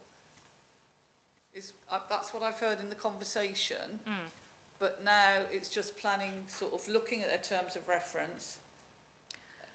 In terms of our way forward. So it might be that other things are decided, but it's going to be discussed though at the end, though, at the next meeting, and it could be that there's other recommendations as a different way could be proposed then, but not discussing it now, even though we seem to have discussed it a lot now. One question, and that is, do people want somebody from the senior management team in the room? I'm thinking that it would be Steve.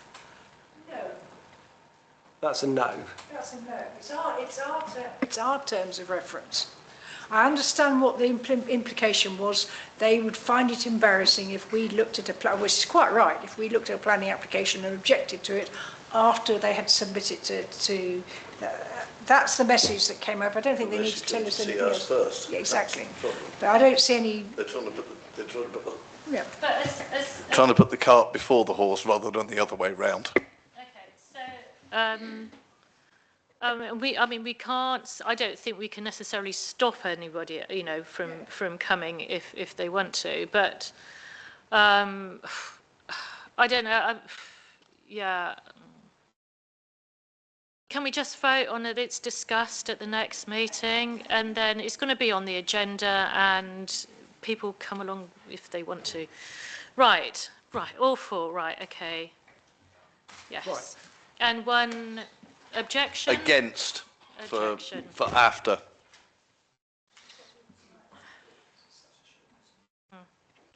Okay, right, crumbs. Right, neighbourhood priority statement.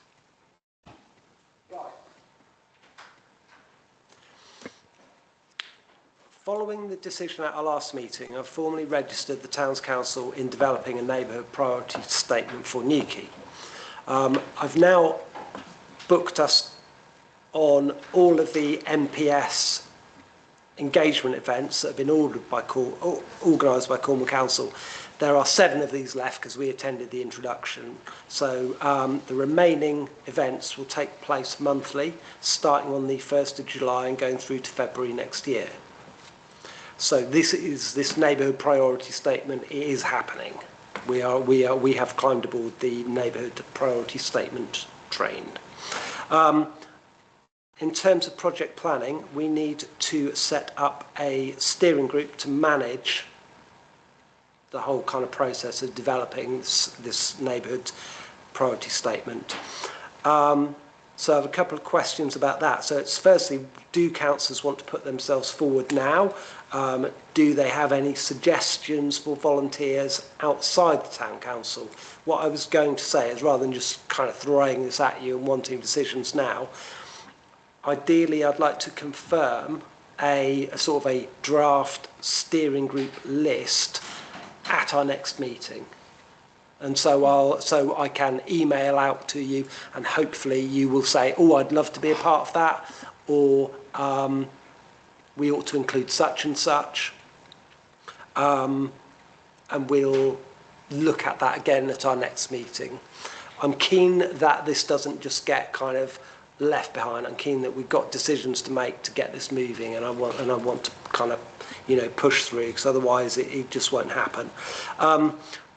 We will also have to submit a request to designate the neighbourhood area for our neighbourhood priority statement. I'm assuming that this will be the whole area within the town boundary, much like the neighbourhood plan. But if you have any different thoughts to that, please let me know ahead of the next meeting.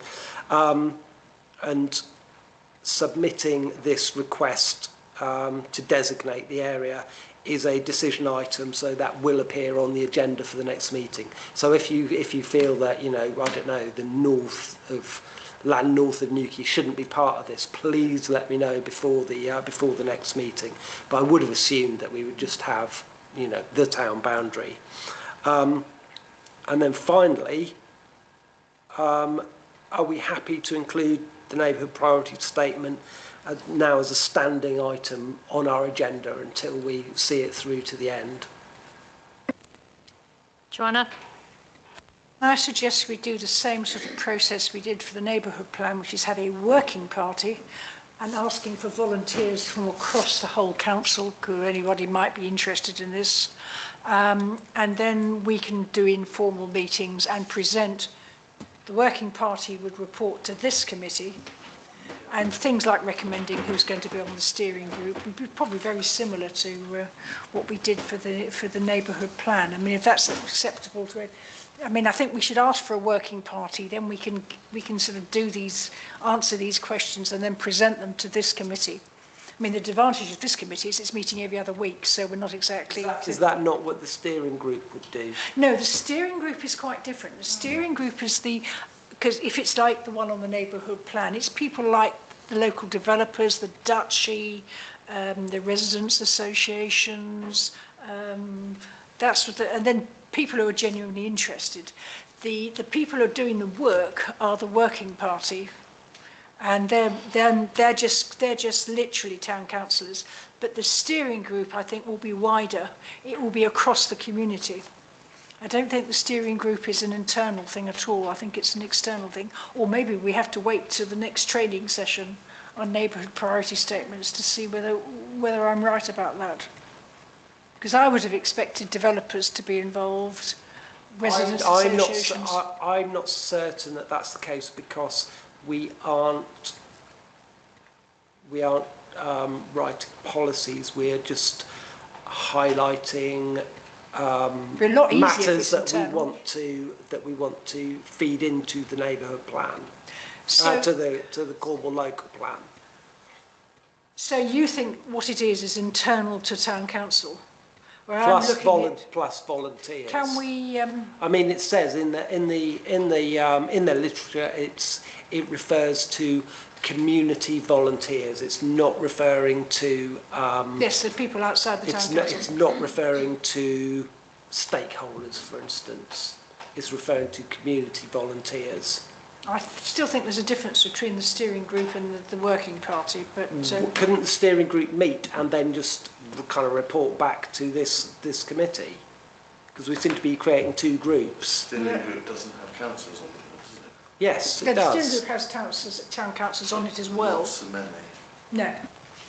The workers, the grunt force is in the working party. And the steering, literally the high level policy, you've got to do this, you've got to think about cliffs or whatever, that comes from the steering group. They don't get into any of the detail. At least that's what we did on the neighbourhood plan. I'm not sure whether the relationship between the people actually sitting down and doing the really nitty gritty stuff and the steering group is two separate things or not. Can we park this for a moment? And what I'm going to do is I'm going to email you the draft terms of reference, and perhaps we can have another conversation about this ahead of the next meeting, because you might find that the terms of reference means that we don't need to have I think that terms of reference will kind of define how this is going to work in a lot of ways, and it might be useful for us. I'm sorry I haven't got a copy of it to hand here, but if we have a look at that terms of reference and then decide if we do need a working party and a steering group, or if it would just be a steering group. I'm not saying that you're wrong.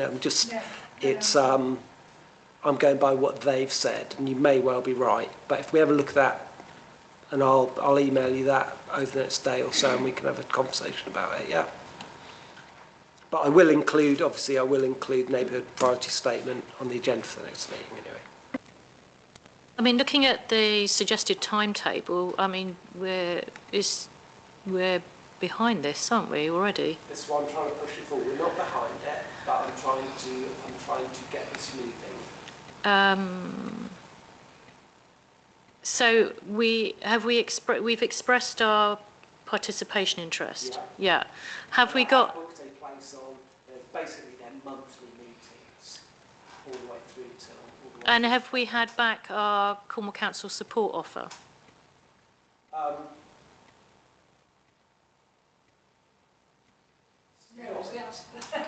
No, not. I'm just reading what it's got here. It says. Yeah, Michaela has gone. Yes, that's absolutely fine.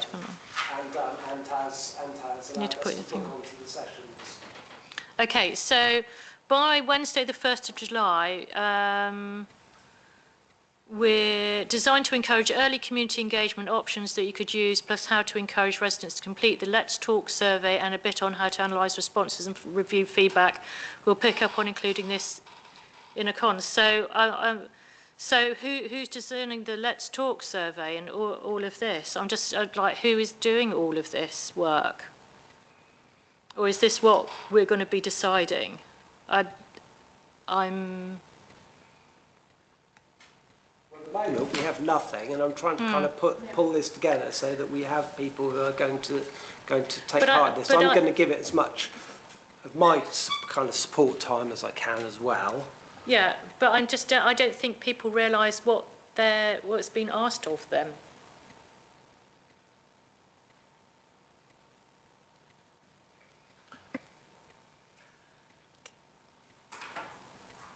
Let's Talk, then there's a lot of, I mean, I don't actually find Let's Talk a particularly good way of communicating with our residents, because judging by the parking surveys, nobody actually ever looks at it. That's the problem.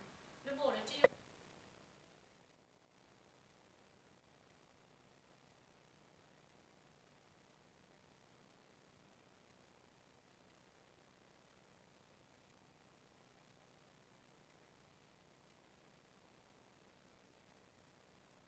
understand what this is about in terms of thinking of what we're signing up to do, let alone going to open it out to other councillors?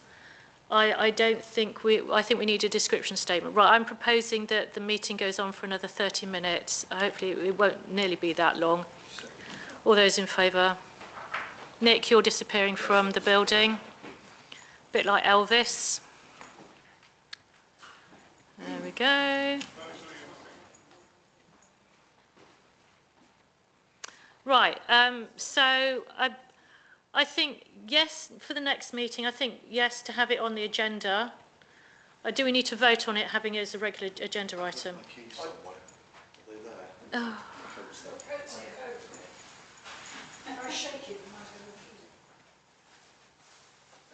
No, I don't think it needs a vote. Okay.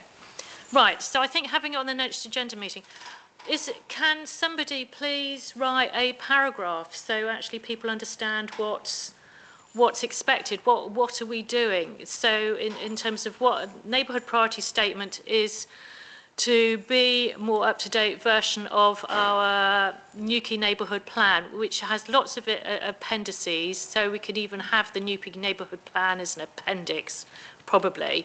But the Newquay neighbourhood plan is being deemed for being out of date because it was published behind the Cornwall Council plan.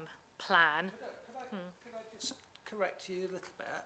Okay. Nothing to do with the neighbourhood plan whatsoever. A neighbourhood priority statement is all parishes and towns are being invited to contribute details and issues and matters of concern that and things that we want, if you like, almost a vision of stuff for Newquay that we would like to see reflected in the Cornwall local plan. Neighbourhood plan is something quite different. Neighbourhood plan has our policies. This is just us saying these are things that we think are important about Newquay and we would like those to be reflected in Cornwall Council's local plan, which is due to come out in 2029. So it's not a neighbourhood plan. Can I just say then that it's materialised from that. Originally, when neighbourhood statements priority statements were brought out, probably mentioned a couple of years ago, it was an alternative for neighbourhood plans from the smaller parishes that they could do because they didn't have a neighbourhood plan. It now seems that it's morphing into this contribution for the Cornwall plan. That wasn't its original intention at all. So it's its purpose is shifting. So as far as I know, it was instead of a neighbourhood plan that we would be referring to, not as a nice wish list that goes into the Cornwall plan. So already we've got a divergence of opinion in terms of lack of clarity as to what this is for. Joanna? I think you're both right. There aren't going to be policies in it, but I mean, if we had to talk about a key issue that we wish to have covered in the local plan, it would be our cliffs. We would want a proper cliff process and we're working on that anyway because of that, but effectively that should be in the neighbourhood plan.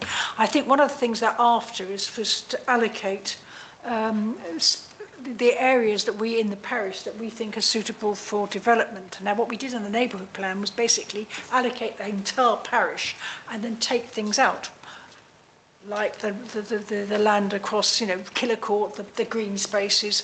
So that I think is one of the things they would be looking for.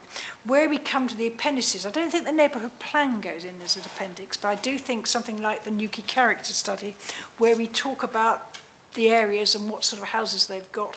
We've got that. It probably needs a bit of updating, but effectively we're saying that this area is all bungalows and we don't want to have multi-storey apartment blocks, and it's that sort of stuff you can put in as an appendix.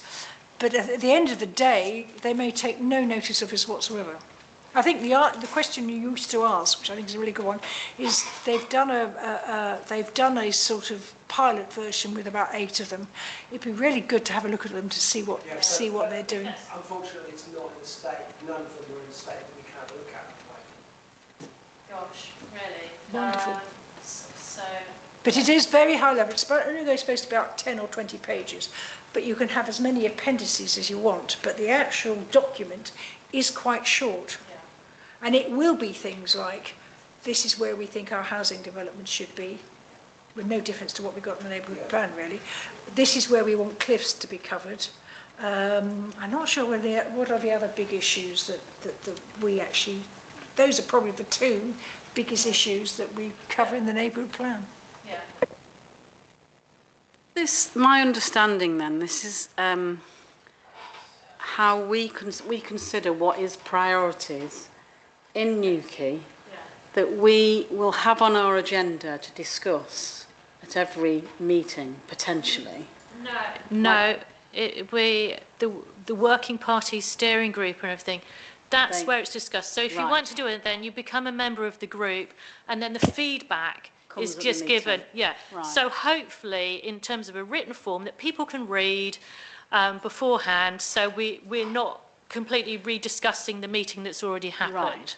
That's why I'm keen for stuff to be in writing that we can read beforehand. It is obviously, it's really important, but I think the focus should be on what we want to protect more than anything else. All of that will be discussed, but we need to decide how we're going to have the meetings as to.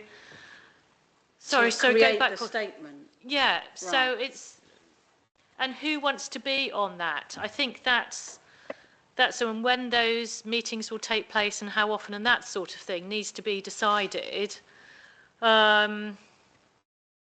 So yes, to have it on the monthly agenda, on the agenda, but sorry, Duncan, this was so long ago. What are we after? We're looking after who's going to be forming part of the steering group and when they're going to be meeting. Is that right? If we could even just get the bare bones of a steering group started and get the work started, and then maybe kind of think, oh, such and such would be a really good person to sit on this group, but it needs to get started. I did include two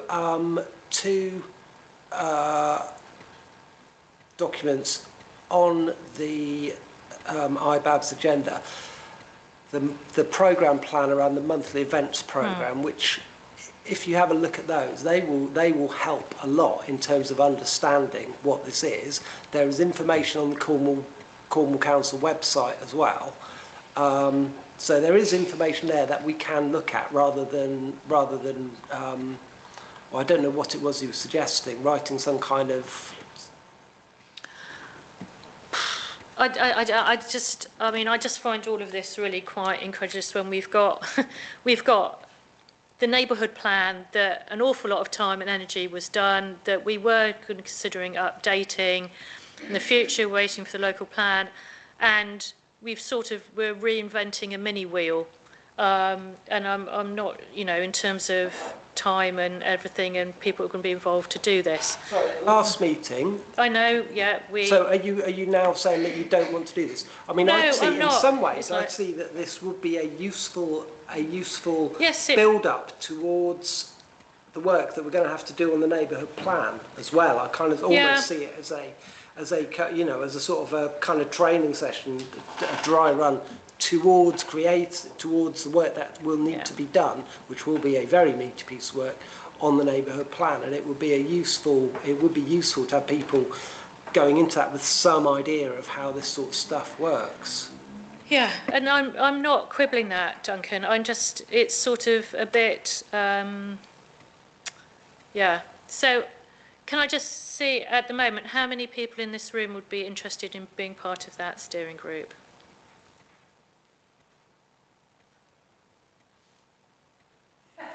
Who isn't interested? Yeah.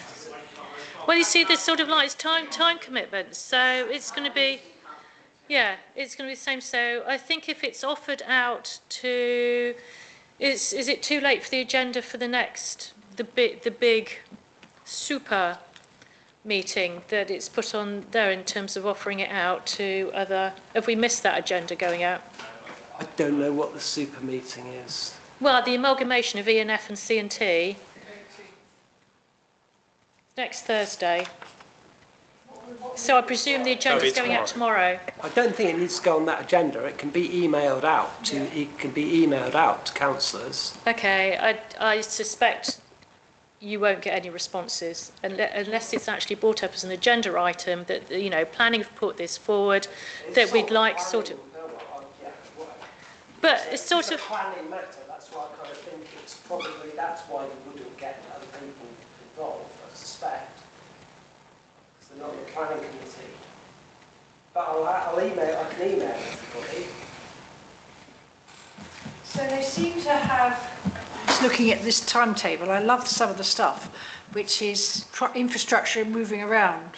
Infrastructure, utilities, services, facilities, active travel infrastructure, walkability, public transport, and in very small letters at the bottom, and parking. Now, parking is a huge issue for Newquay. yeah. So I think it does need to be opened out to other people because tourism is the main reason that we exist here, and that is to do with the other committee. And I think there's going to be a section of this of protecting our tourism sector and promoting it, such as protecting car parking to go with that. So I do think we need to open it out and to encourage members from the other committee to take part rather than just us again, doing this on our own. We've got the coastal plan that, we're working on as well.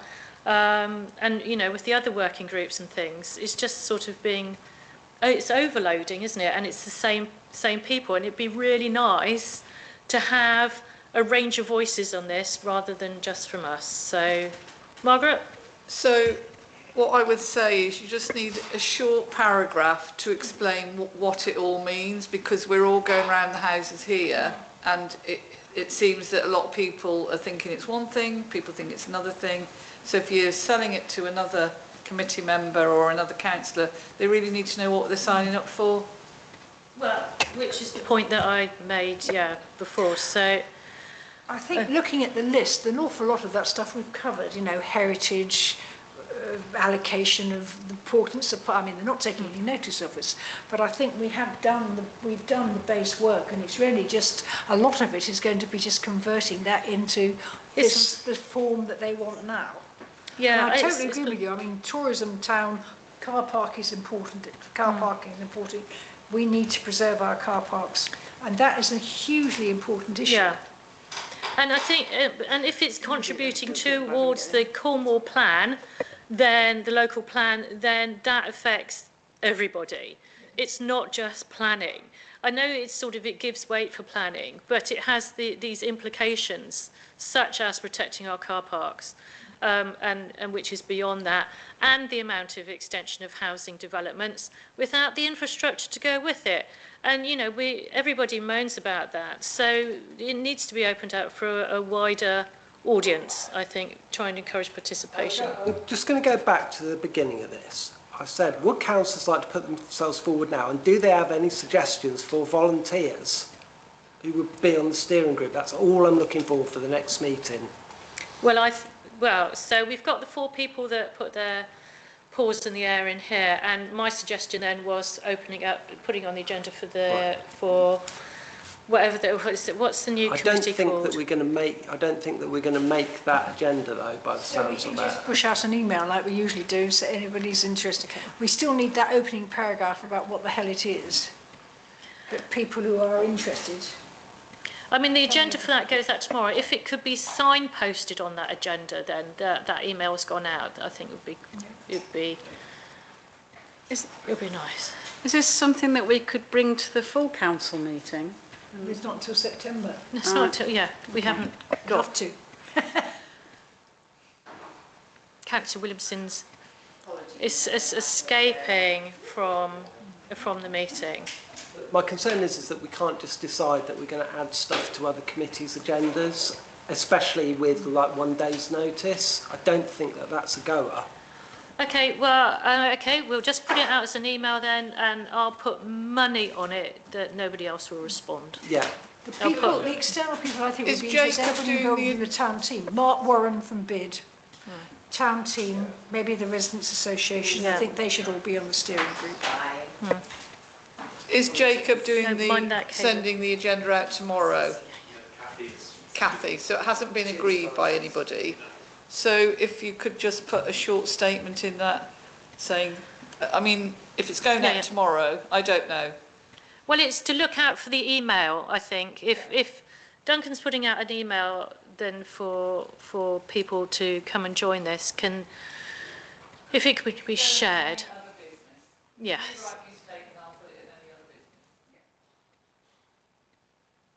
I haven't got time to write it. I'm still marking this sort of. It's for next week. I'm just saying. Yeah. In any other business, we can talk about it. Or just say you okay. An email from Okay. Duncan. I'll put an email out to everybody in the council by Friday. So if you want to say to people at the other committee, you know, if you want to draw their attention to it, then that sounds like a sensible plan. Like I say, we can't just add items to other committees' agenda.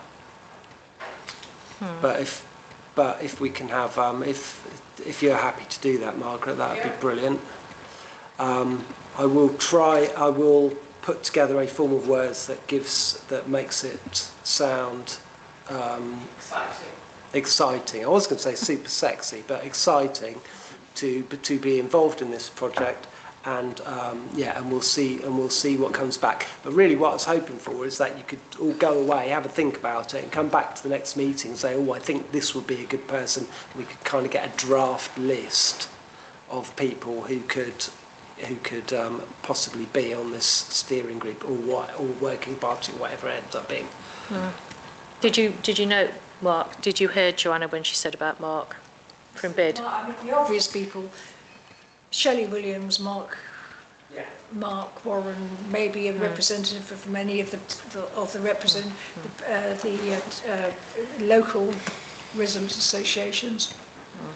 But I wouldn't be expecting any of them to do any of the nitty-gritty writing all the stuff and correcting the spelling and all of that sort of stuff that we will have to go through.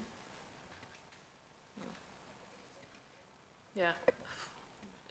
Yeah, no, I totally agree. I mean, this is, we need to, what I'm trying to do is just kind of get this thing moving, because it's not moving at the moment. And maybe an article from publicity to say, we're calling for volunteers from the community to contribute. Come and go onto our steering group. I mean, we'll probably get 2 people if we're lucky. The lad's into heritage and... Sorry? Yeah, that lad that's part of the heritage group. Would that be... Oh. So, well, Shirley's in it. You mean Yeah. The chair, and I forget. Yeah. Shirley's Young in that gentleman. as well. Yeah, so, yeah. I mean, she's... Okay. Oof. Right, reports from working parties.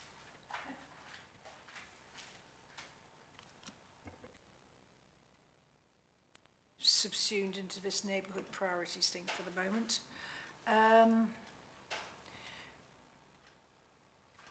Duncan, I'm not sure I did copy the comment that we should be, in terms of looking at our boundary, that it does look like they are going to be looking at boundaries of some of the parishes, and it would be as well for us to put in an expression of interest of having our boundary review, basically because of all the planning, the Newquay urban extension, which isn't in Newquay, it's in Colon, and yet it's using our infrastructure, or lack of it. So I do think the boundary is wrong. What I just quickly knocked up was a map that just shows the housing completions that have taken place from 2019 to 2025 in Porth and Tretheris, because that's the ward that you were saying has become too big. So as you can see, compared to the rest of the town, on that you can see there's a lot has gone on in Porth and Tretheris compared to the other wards. And then I don't know if you can see that brilliantly there, but these lighter coloured areas are areas of development, and as you can see in 2016 there was a little going on. It's now vast compared to that. So I was just trying to illustrate the point about... Is that inside the parish? That's Porth and Tretheris. Yeah. So effectively...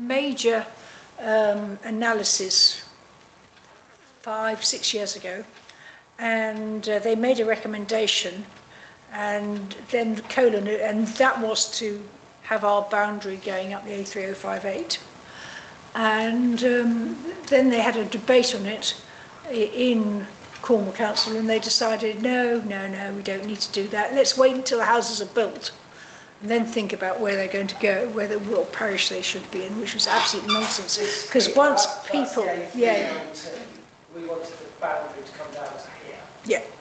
And this is the rail line, this wiggly line here. Which is actually our boundary. Yeah. And John Fitter managed to convince Cornwall Council that that boundary should stay there. Mm-hmm. John Fitter, who was the member for Colon at the time. But our Cornwall councillors at the time didn't fight that decision, did they? Yeah, we then tried to change it, but they didn't get anywhere. To be fair, they did actually try, those Cornwall councillors, to get it changed.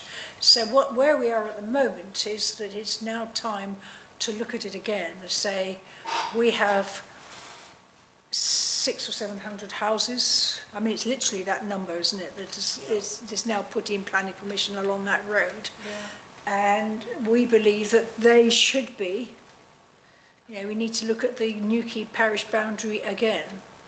I would dig out where I got that information, because they did say to me, yes, it could be worth putting it forward because they could be looking at some other parish. I think if we're doing it on our own, they wouldn't be interested, but if they're looking at 2 or 3 others as well, it makes sense to look at the boundary. But Colan will object again, so. But it is a nonsense that it is. Seems to come up quite a lot. Well, the problem is if people move in, rather like the Goldings, which I'm not suggesting. I mean, the Goldings are paying peanuts in terms of council tax. Yeah. So anybody who's moved in and is paying, they do not wish to. They want to use Newquay facilities and Newquay beaches and Newquay library and all the rest of it, but they don't want to pay. And I understand entirely. I totally support one. Can this committee raise it with Cornwall Council? That's the general idea, which is why I put it. I think I have something to. If you give me an action to dig out to you what Cornwall Council said to me when I raised the question. As a priority as well. Yeah. It was on my to-do list. Because if they are doing a minor study on parish boundaries, then I think our parish boundary should be in it. Yeah, in terms of redrawing up the electoral ward boundaries and things like that. With that population, though, yeah, it's overweighted, isn't it? So, yeah. No other working party business, no. Oh, party. Did we put in our freedom of information request? Yeah, no, you've had all that back. Has that come back? I don't think I've seen that. Okay, I will go through my mail. You've had that back, and I've had back the park and ride. Have you? Sent me, didn't you? Yeah, I haven't looked at it. Right, it's not that useful. Have a look at the email, but it's not that useful, unfortunately. Yeah, no, I've had the FOI stuff for about a month now. Maybe I just. Yeah, might have missed it. Let me email it to you again. Me as well, please, Duncan, again. I got to admit, when I'm marking for 3 weeks, that is my thing. Right, financial statement. Nothing? No purchases made, no payments to authorise. Any other correspondence? No, nothing to worry about today. Weekly decision list, there's nothing notable on that, I don't think. There's 2 good ones, in fact. Well. I'll just bring them up quickly.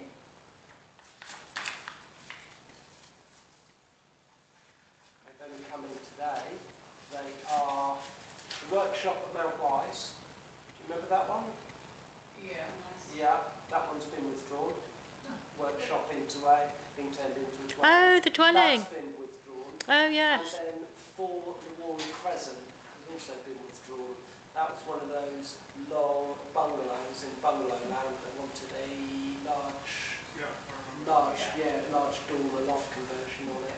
And that one was withdrawn as well. So we objected to both of them. They've both been withdrawn. So. Okay. Right, date of next meeting is June the 24th. So look forward to seeing everybody then. Thank you.